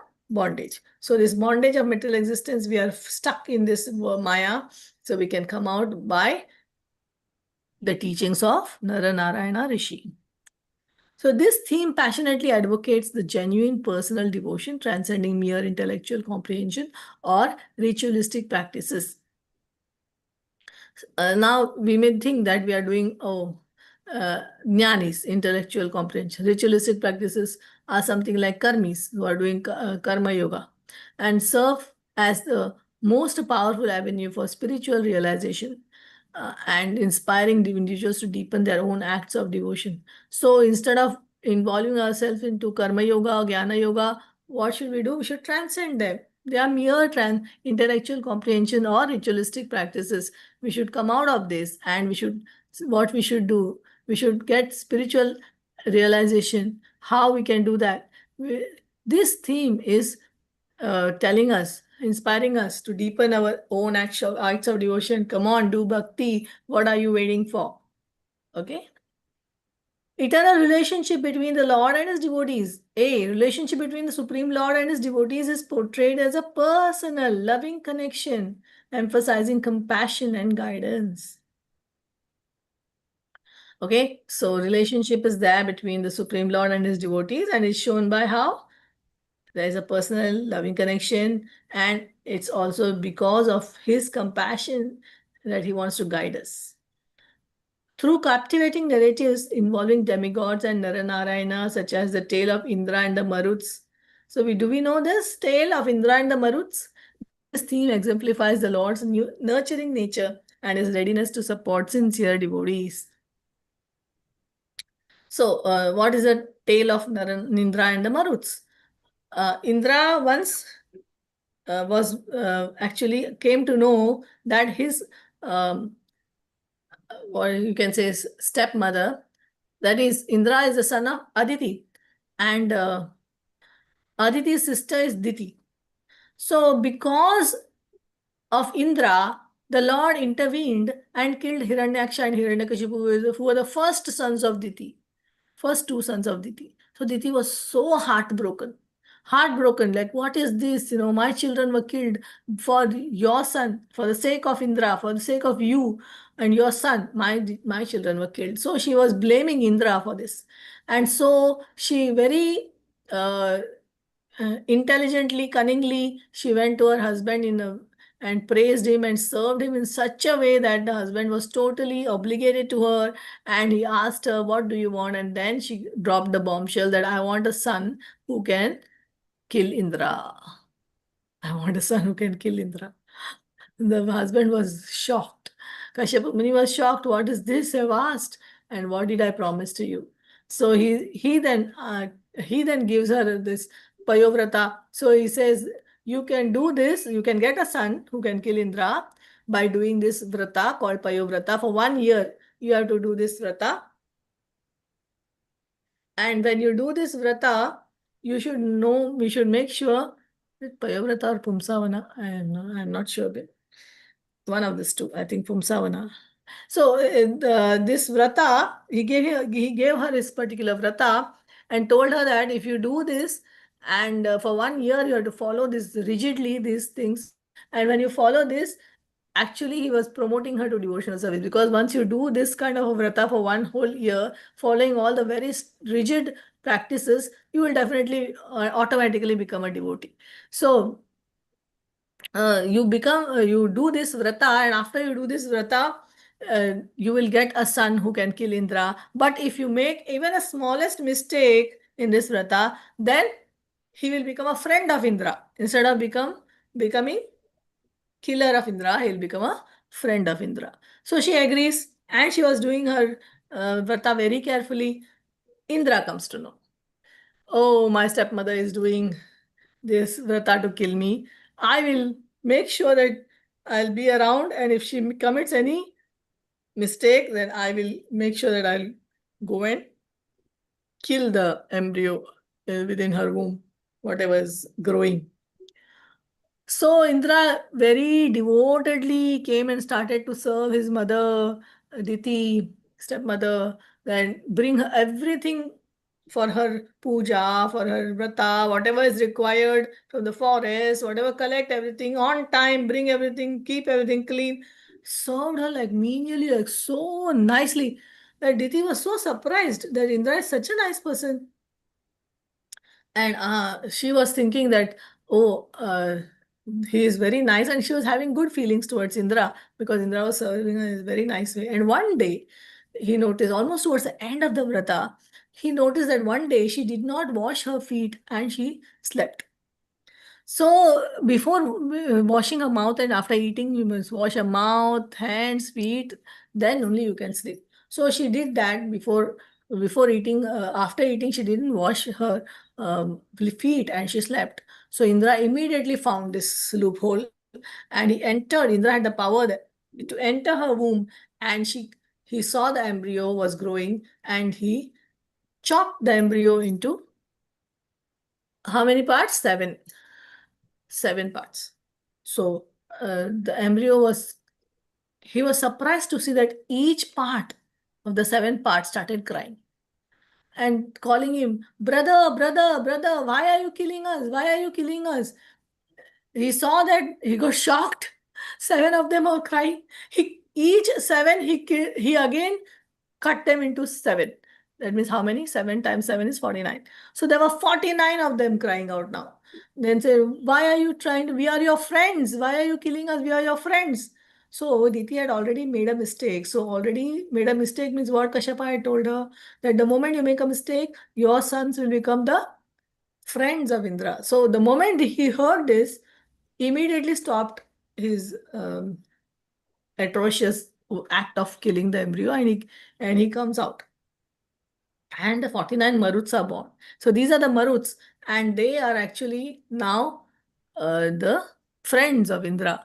And when Diti is pacified, and she's very happy that she got 49 sons, and all the 49, she's so happy that they also ascended to the heavens along with Indra, became Indra's friends. So she was very happy also in this case. That is the tale of this Maruts and Indra. You know what's the name for the Marut means actually? Marut? Maruda. Don't cry. Maruda. Marut. Marut name Marut. Maruda. Don't cry. Marudra. Maruda. Ruda means to cry. Rudan. Rudan is to cry.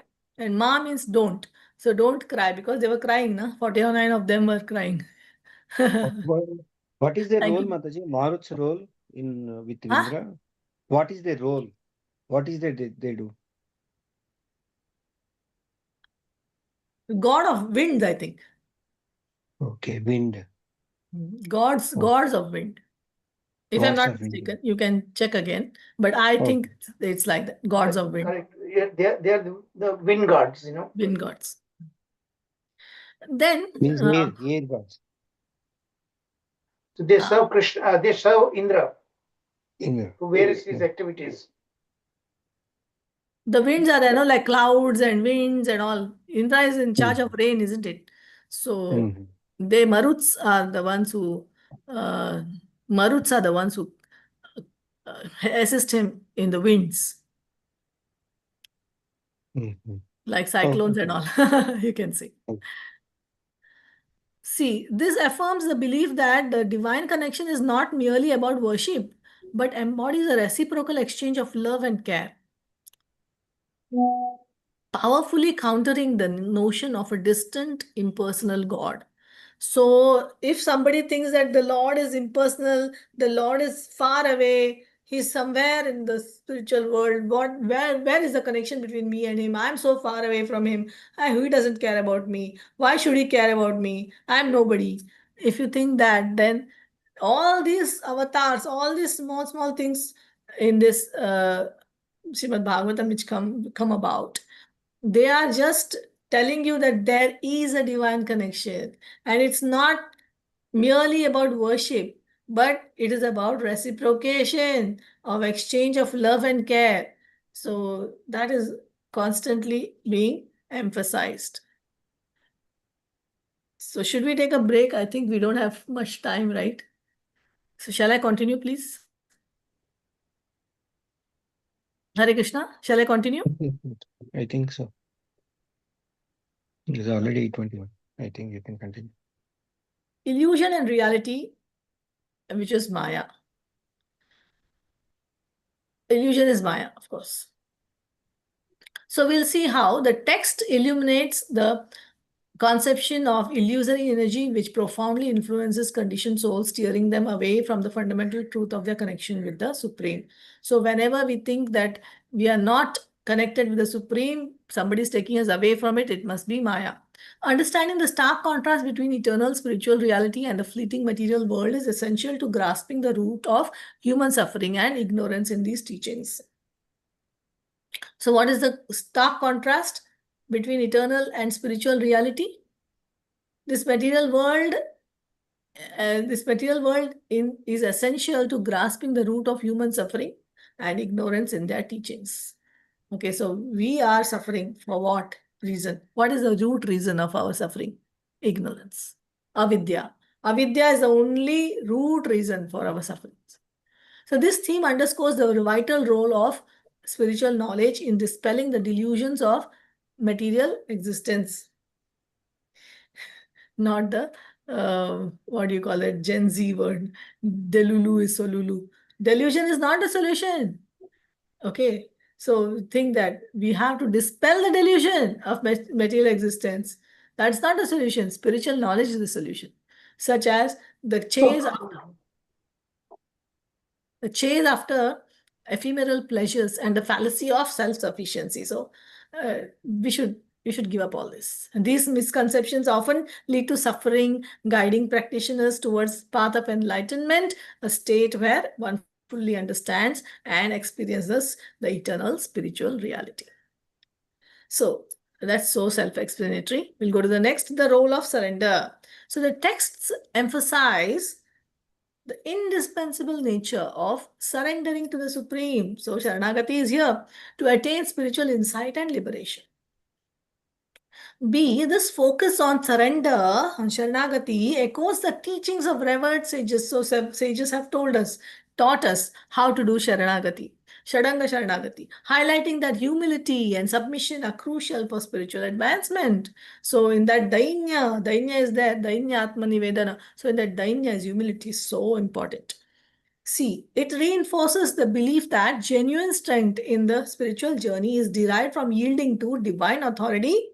So what should we do? We should yield to what? Divine authority, not to Maya, not to our pleasures of our flesh, rather than relying solely on personal strength or intellect. So we think that I can do it, okay? But we should always think that no, only if Krishna allows me, I can do it. Then humility and recognition of divine glory. A recurrent theme in the texts is the demigod's acknowledgement of their limitations and their humble reverence for the Supreme Lord. So even the demigods were so higher than ours. But what is their position? Their position is higher than ours. But the theme of this text is showing how the demigods also acknowledge that they are limited and they are so humble and they have so much reverence for the Lord. Then what to speak of us? So this recognition of the Lord's supremacy serves as a powerful model for devotees, illustrating the paramount importance of humility in spiritual life. So humility is so important. Trinadapi sunichena tarorapi sahishnanam amaninam unless you do this, you will never progress in spiritual life. So this is so important. It deepens the understanding that spiritual growth necessitates a proper perspective of one's position relative to the Supreme, fostering an attitude of respect and reverence. So thinking, what is my position, and keeping Krishna, who is Krishna? Who am I? What is our relationship? That is the most important thing we have to do. And then fostering an attitude of respect and reverence, keeping respect in mind, keeping reverence in mind. Then only we will understand how spiritual growth takes place. Okay, so transcendental qualities of the Lord.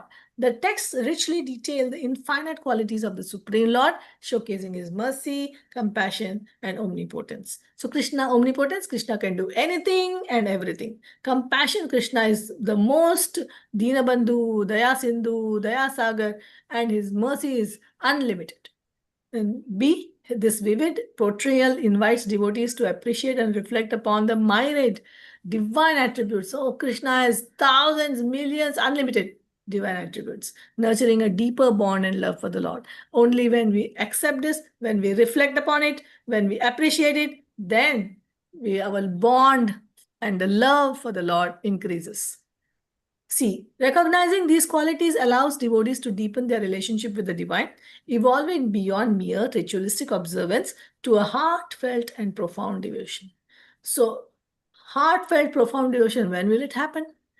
When we allow ourselves to deepen our relationship with the Lord, when we allow ourselves that just by doing these mere rituals is not going to help us, but we have to put bhakti inside. We have to put our emotions inside. We have to put our heart in whatever we are doing. Chanting mechanically will affect, but the effect will be very limited, very less. But we put a heart inside the chanting and we concentrate on so many aspects, so many. That's why we are meeting here every week, thrice a week now, thanks to Charu Prabhu. We are meeting thrice a week, and we are getting so much encouragement from all the devotees to have these associations and understand the Lord. So all throughout we can reflect throughout the other days of the week. Oh, what did we study today? We can reflect. And we can, what did we study in our weekend classes? And then the bond will become deepened. That's what we want. We want to deepen our bond and love for the Lord. Otherwise, mechanical becomes boring. Recognizing these qualities allow devotees to deepen their relationship with the divine, and then we can now feel profound devotion growing in our heart. What's the conclusion? These themes collectively illustrate a vibrant, personal, and interactive relationship with the Supreme Lord, urging devotees to actively engage in devotional practices that honor his presence and authority in both the material and spiritual realms. So don't think that we can just jump there. We are here, okay, never mind. The Lord is also here with us. So we actively engage in our practices, put our heart and honor his presence. He is there. And then we will see his authority here and there in the spiritual world. So next we come to the avatar. So what is this avatar? Avatar, the divine incarnations. Avatar means coming down from where? From the spiritual world. Avatirna means to come down from the spiritual world for our sake. The text powerfully articulate the myriad forms and incarnations, avatars of the Lord, Supreme Lord, spotlighting the revered figures such as Narayana, Vishnu, and Rudra. Each incarnation serves a unique purpose of cycles of creation, maintenance, and destruction. Just like I explained about how they come about using, Krishna uses different modes of this material world because everything has to go in alignment with this material world. So he uses the mode of goodness, mode of ignorance, mode of passion to do all these things. So B, this theme is crucial as it deepens our understanding for the divine, revealing how the Supreme Lord engages with the material world through relatable manifestations. So manifestations are there, just not haphazard, just not chaotic, but they are relatable. So like we relate, right? I can relate to something. Then Krishna's manifestation, I can relate. Yes, because I can understand. But Krishna shows something beyond my understanding, then I cannot relate. So Krishna comes in such a way that we can relate. It fosters a profound connection between the audience and the divine, inviting active participation in the spiritual journey. So we celebrate so many festivals. Varaha Jayanti, we just celebrated Varaha Dwadashi, Nityananda Trayodashi. We celebrate so many of his divine incarnations. How we can foster our connection with the Lord, audience, and the divine. We are the audience. He is the divine. And it's inviting us to an active participation. Come on, let's sing, dance, and take prasad in this spiritual journey. See, the discussion illustrates personalism in theology, portraying God not as a distant principle, but as an approachable presence. So he's again and again emphasizing that he's not a distant principle. He's approachable also. Not only he's with me, but he's also approachable. Sometimes some people are together because of certain reasons, okay, but they may not be approachable, right? So, for example, if in a school, a principal is not approachable, she is with you in the school. You are also in the school, she's also in the school, but can you approach the principal? She's not approachable so easily, right? She has got her things to do, you have got your things to do. But Lord is not like that. He's not a distant principle. He is approachable, so deeply intertwined with his creation. He is with us all the time, 24/7. This encourages devotees to forge a genuine relationship with the divine. So we can forge a genuine relationship with the divine. It encourages us. So what are the qualities and activities of the Lord? The text celebrate the limitless qualities of the Lord, emphasizing his omnipotence, boundless compassion, and transcendent essence. So omnipotence can do anything he wants. Anything is possible. Along with that, he has boundless compassion. So there's no limit for his mercy. And then there is a transcendent essence to it also. So it's not just that it is Maya, Mike. It is not that it is Mike. People say that Rabindranath Tagore wrote this song for George V. But the fact is, Rabindranath Tagore. It is not Mike. It is not Mike means it is not out of Maya. It is not something which is temporary. It is genuine and it is eternal. It is transcendental. His activities are presented as profound teachings that guide individuals towards self-realization. By highlighting the Lord's qualities, the texts inspire a deep sense of devotion and reverence.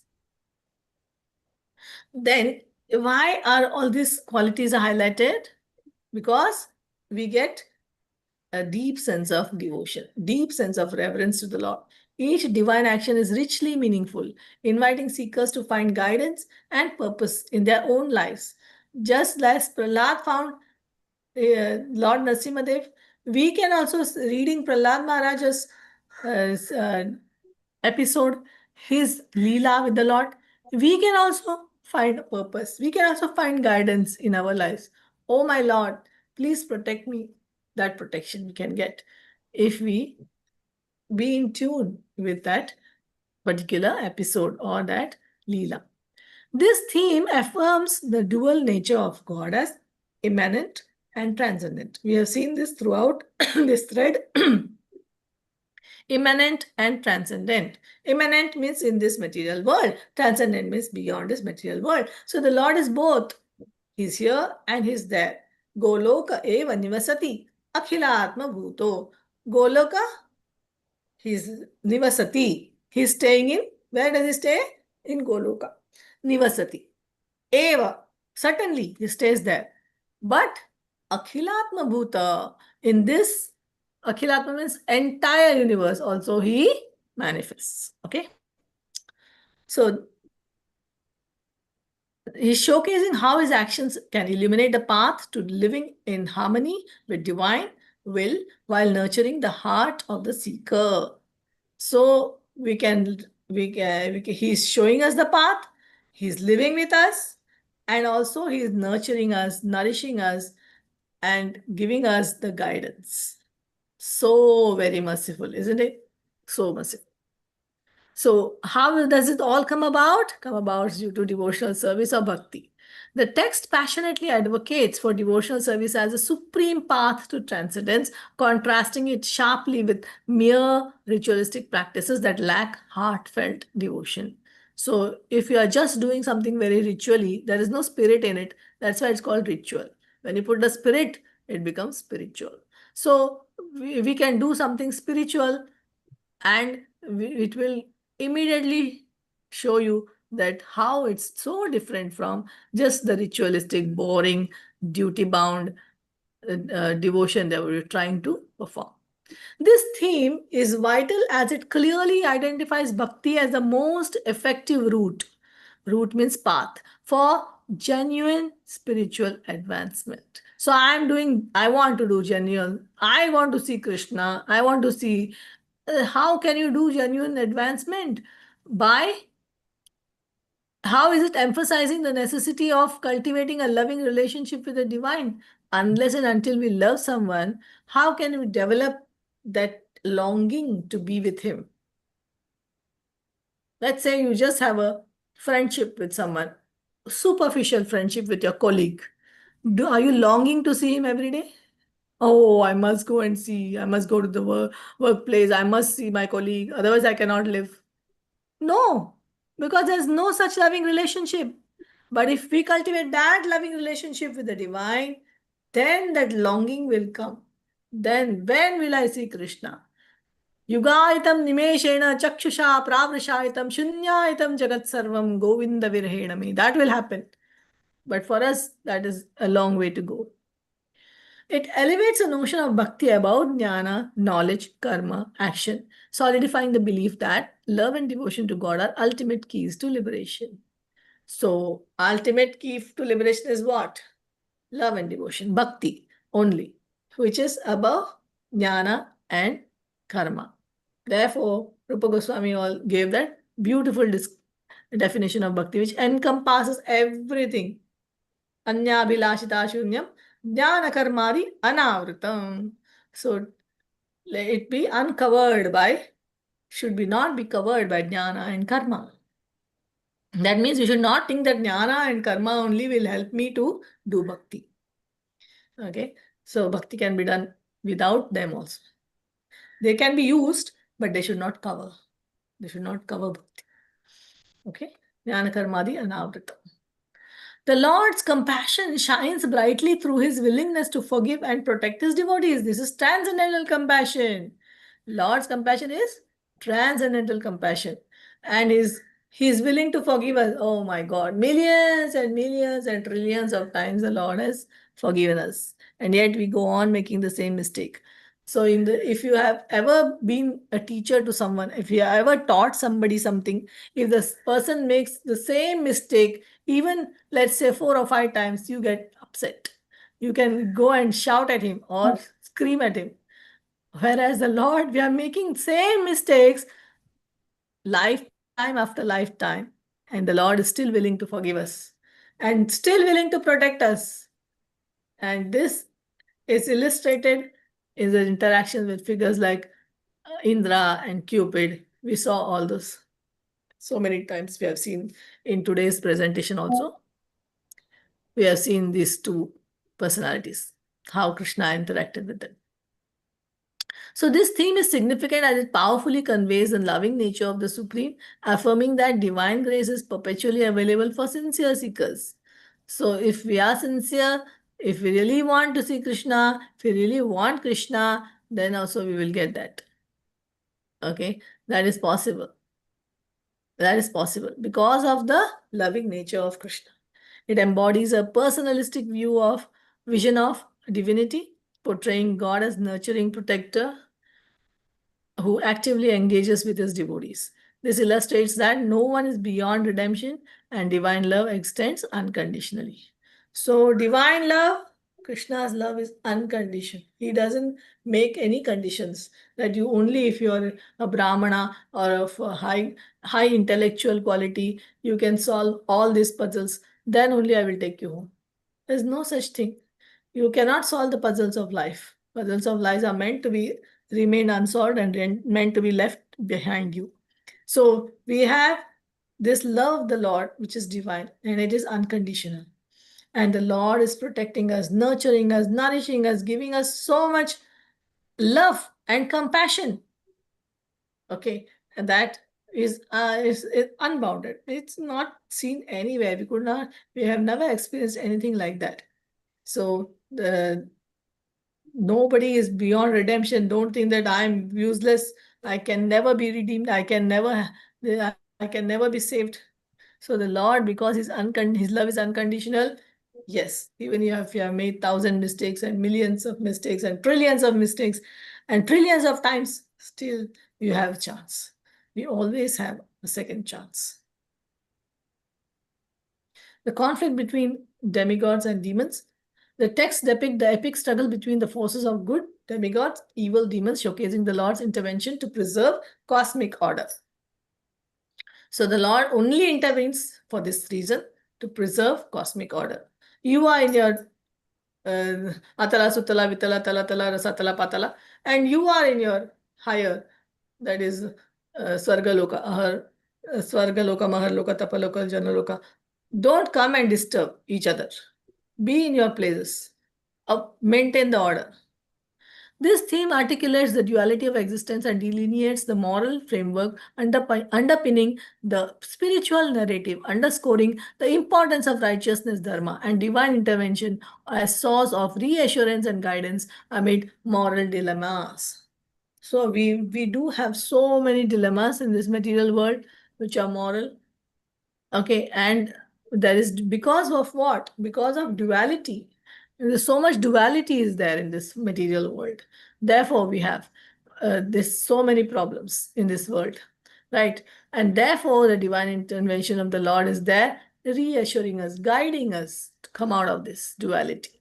The conflicts serve as a powerful metaphor for the inner battles which we all face, suggesting that divine support is ever present for those striving for righteousness and ethical integrity in their lives. So, what is required?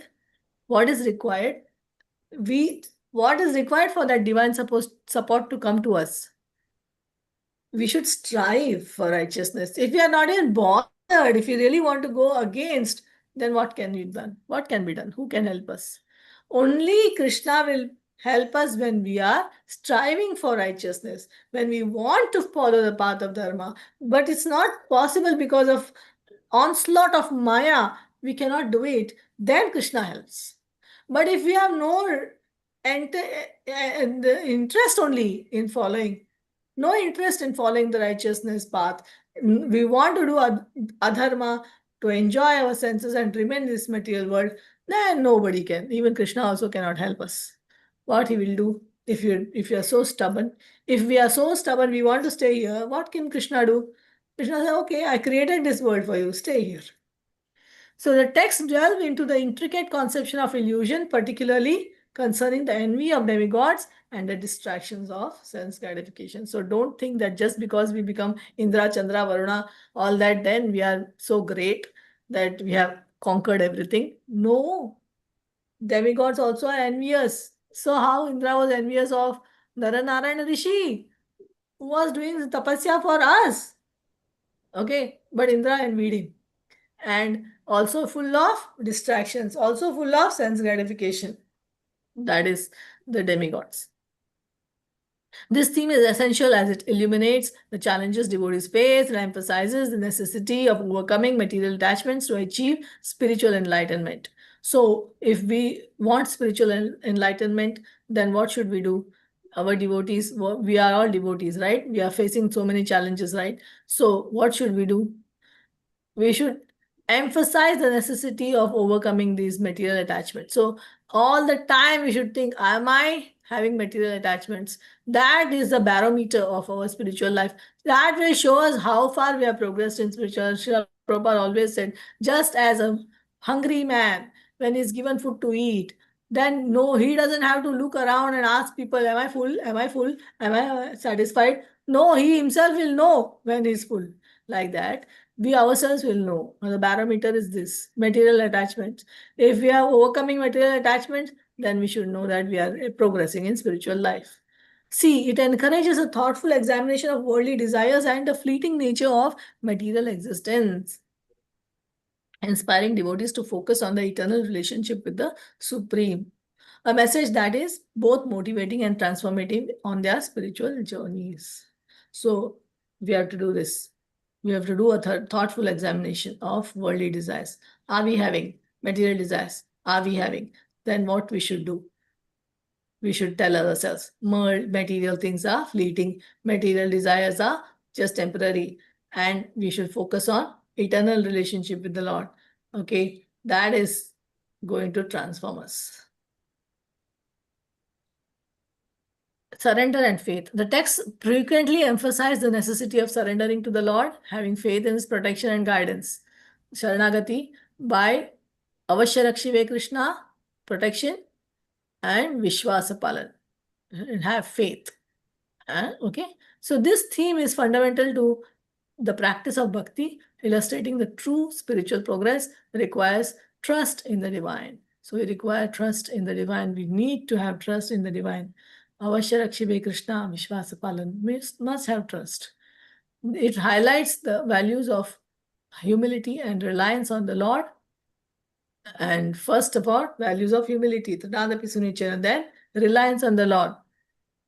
That Goptrutve Varana, I have taken the Lord as my everything, reinforcing the belief that spiritual liberation is as much a gift of divine grace as it is a result of personal effort. So always remember the two fingers which Mother Yashoda was trying to bind baby Krishna to the wooden grinding mortar. So she was 2 fingers short. One finger is her endeavor, other finger is Krishna's devotion, or Krishna's love and Krishna's reciprocation. So these two are always important to remember. So your personal effort is also there, and divine mercy is also there. Krishna is merciful. Seeing the effort of Mother Yashoda, he allowed her to bind him like that. When we do personal effort, then if Krishna is placed, then he will also give us divine grace. These thematic elements together weave a rich tapestry that illuminates the personalist understanding of the Supreme and the essence of devotion, and this perspective underscores an active, loving relationship between the divine and his devotees. Thank you all very much. I hope I've not taken too much of the time, little overshot, but there were so many nectarian thoughts to share. So I close here. Thank you all. We all now can open up for questions. Hare Krishna. Srila Prabhupada ki jai. Yes, wonderful explanation, Mataji. Thank you so much. Srila Prabhupada ki jai. Thank you. So wonderful class, Mataji. So many takes away. Thank you, Mataji. Srila Prabhupada ki jai. Dandat pranam, Mataji. Thanks, Mataji. I don't know why Narayana, they are doing, you said that Narayana are doing tapasya for us. I don't know that episode. Can you please?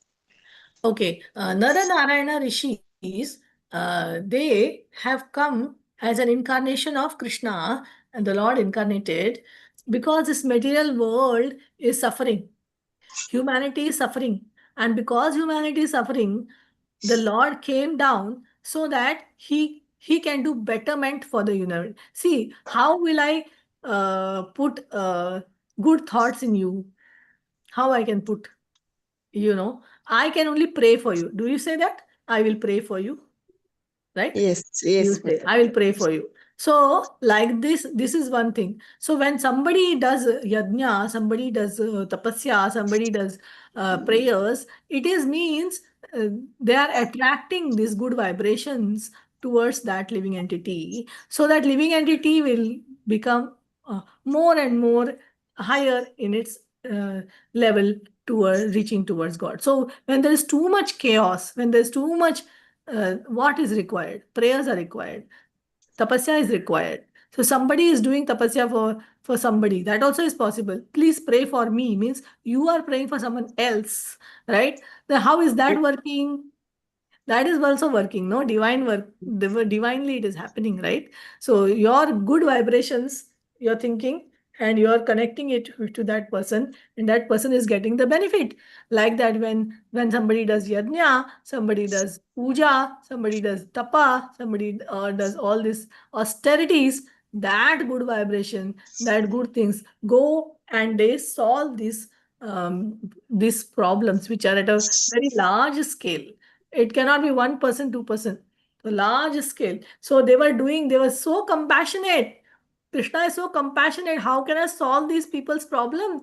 They are so much materialistic. What can I do?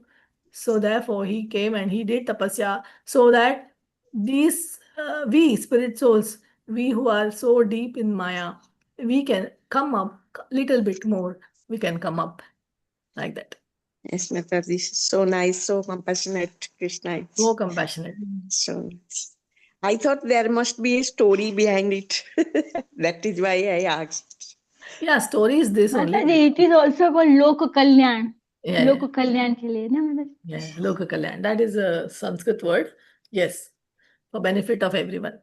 Look. Thank you, Mataji. And Thank you. Narayana, they are whose sons? Their sons are Murti and Murti and Dharma. Dharma. Yeah. Nara and Narayana, they are the twin sons. Nara is the Supreme Lord, Lord Krishna. Sorry, Narayana is the Supreme Lord.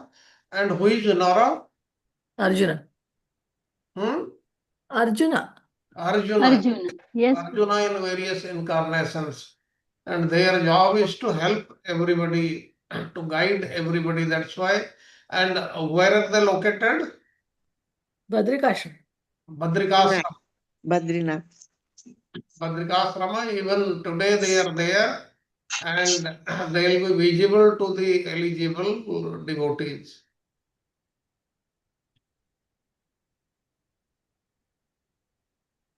हरे कृष्णा माताजी। हरे कृष्ण। माताजी, हम भगवान के present को feel कैसे कर सकते हैं कि हम अगर हर चीज में भगवान की कृपा को देखें कि कुछ भी कार्य होता है तो ये भगवान की कृपा से ही हुआ, तो हाँ। वो अगर सोचते हैं तो हम उनका प्रेजेंट को फील कर सकते हैं ना माताजी? हाँ माताजी, आज का क्लास तो पूरा उसी पे था कि कैसे Yes, भगवान को हम लोग एक्सपीरियंस कर सकते हैं हमारे भक्ति से। तो हमारे भक्ति डालनी पड़ेगी, जो भी हम कार्य करते हैं उसमें भक्ति डालनी पड़ेगी, थोड़ा इमोशन डालना पड़ेगा, थोड़ा हमारा प्यार डालना पड़ेगा। ऐसे ही चांट करने से या ऐसे ही काम करने से, भगवान की सेवा करने से भावनात्मक। हाँ भाव डालना पड़ेगा, नहीं तो वो सिर्फ वो ऐसे ही मैकेनिकल हो जाएगा, फिर उसमें कुछ Yes, नहीं। Like we are doing bhakti, but many or most of us would have realized that we are not achieving what is actually desired. Then what could be the reason? Anybody knows the answer? What is the reason? We are chanting, we are studying Srimad Bhagavatam, we are doing so many things in daily life, but still we are not progressing that way. The biggest obstacle is our desire. अपराध। अपराध प्रभु जी, अपराध भी करते हैं ना? Yes, aparadha is there, other things are there, but another very important thing is our desires. भाव नहीं, अगर हमारा भाव नहीं है एंड वी आर, हम कर रहे हैं मैकेनिकली वी आर चांटिंग और भाव नहीं है, so I think Bhav, it will not come. It will come with the grace of the Supreme Lord. If he is very, very happy, he is satisfied with us. And please remember, there are enough examples in history where people have not done anything, but the Lord is satisfied with them. One example I will give you in Vrindavan. When Radha Vallabh came, that time there was a dacoit there. His name was Narvahan. He came to loot Hit Harivans because he had all the wealth. But just by seeing the Supreme Lord, his life got totally changed. And Hitarivans, he has got 84 verses in which the Sampradaya, they sing the glories of the Lord. And in that there are two verses specifically, 11 and 12, in which Nirvana is glorified. He had done nothing. He was a dacoit only in Vrindavan. So these things are possible. That means we have to do our job. We should not expect anything. And Lord will give anything and everything what is required or what is good for us. So that should be understood. We should not think we have not reached that level. What should we do? Nothing. You keep on doing your job. That's all. प्रभु जी यहाँ तो God mercy is there ना Mm-hmm. God mercy is there I think if dacoit के केस में अगर वो उनका ऐसे होता है चेंज तो इट इज गॉड मर्सी या कुछ और कह सकते हैं Yes, yes, yes. Mercy. He is most merciful, but he will show his mercy at the appropriate time. And the mercy does not depend on our endeavors. When our Prabhuji, when our prarabdha will be clear, then only he will show mercy to us. But prarabdha will not be clear. Prarabdha will still remain for this lifetime. Instead of anything remaining, we should do our job and the Lord will reward us at the appropriate time. That is up to Him. We should do our job. And Prabhuji, what happens when the desire is very deep rooted? How will it come? How will the individual come out of it? The desires, if they are spiritual desires, that is all right. If they are material desires, then what will happen? We have to take another birth to get them fulfilled. So that is what is the problem. So we have to understand and explain ourselves that, okay, like this is only causing me trouble, so I have to change it. I have to change my desire. Yes, yes, yes. We have to understand. Yeah. How can we know, Prabhuji, that we are progressing in our spiritual endeavor? Okay, this is a very good question. How we know that what are the indicators? It is our detachment from matter will indicate the level of our surrender to the Supreme Lord. Are we finding the material things very, very useful or very, very interesting to us, or they are one of those things we have to go through? So that is the real measure of our level of devotional service. Yes, Prabhuji, thank you. And that will come through jnana and vairagya. Bhakti, one may be doing devotional service, bhakti, but jnana and vairagya, they will not come automatically. Jnana means understanding the things, knowing the things properly. That is very, very important. And vairagya, as we spoke.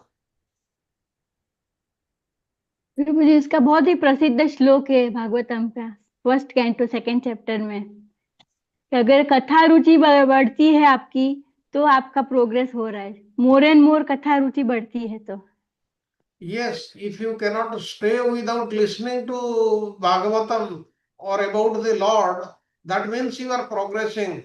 If you think, okay, I'll listen, and enough material is there, what is the hurry? Then you have not progressed. And That in is today's very lecture, in today's presentation also it was mentioned that as much as your material attachments are going away, you must understand that you are progressing. If your Yes. material attachments are there, still there and more, then you should think that it's not progressing. Yes, yes. Prabhu ji detachment is must but कुछ चीजें ऐसी हैं जहाँ पे हम detach नहीं हो पाते, जैसे बच्चों के प्रति जो हमारा लगाव है, और मेन चीज यही है आई थिंक, फैमिली के प्रति जो लगाव है वो उनके कुछ भी थोड़ी सी वो देख के प्रॉब्लम उनके साथ वरीज का हो जाना, तो ये खत्म नहीं हो रहा. No, you see, this attachment should be understood properly. And what we are talking of detachment, it is not that you are detached means you are insensitive. No. we have to look after the children, we have to guide them, and once they have reached a stage, you leave them free. They are free, but still you are finding about their welfare, their other things. But you should not do that 24 hours in a day. That is the thing there. They are independent. They are not dependent. They are not children. They are grown up, and even then we become worried. Instead of thinking about the children 24 hours in a day, think about them, ask about them, talk to them. But balance of the time, you think about the Supreme Lord. And you know what is the greatest indicator? Okay, since somebody has asked the question today, I must tell you the indicator. At night, everyday night, what you see in your dreams. If you are seeing the transcendental things, you are seeing the Lord's activities or the Lord or things related to the Lord, then you have come over, you are proceeding rightly.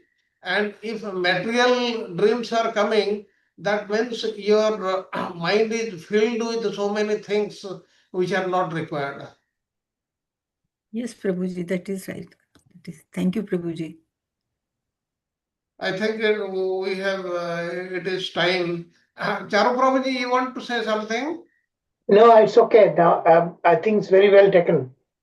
Mataji is a real expert, so nicely explains everything. Yes, Everything. yes. Thank you, Prabhu. And, Namaste, Prabhu. She has also her unique style, which I like very much. Every one of you have a unique abilities. You're very kind, Prabhu, with your words. I have one question. With your blessings, with your guidance, everybody is progressing. Okay. Very well. Everybody is really very well progressing. Just imagine yourself where you were a year back or 2 years back and what you are now. Yes. Every one of you. There is no doubt about it. Thank you so Very much. true, So let's Thank you, do the Nashima prayer and conclude the class today. Yeah, Dipti Mataji, can you please do Narsima prayers? Dipti Mataji, Hare Krishna. Yes, Mataji, thank you so much. Namaste, Narasimhaya. Namaste, Narasimhaya. Praladadaine. Praladadaine. Hiranyakasi Purvakhya. Silatankarana Ito nasinga parato nasinga. Ito nasinga parato nasinga. Yato yami tato nasinga.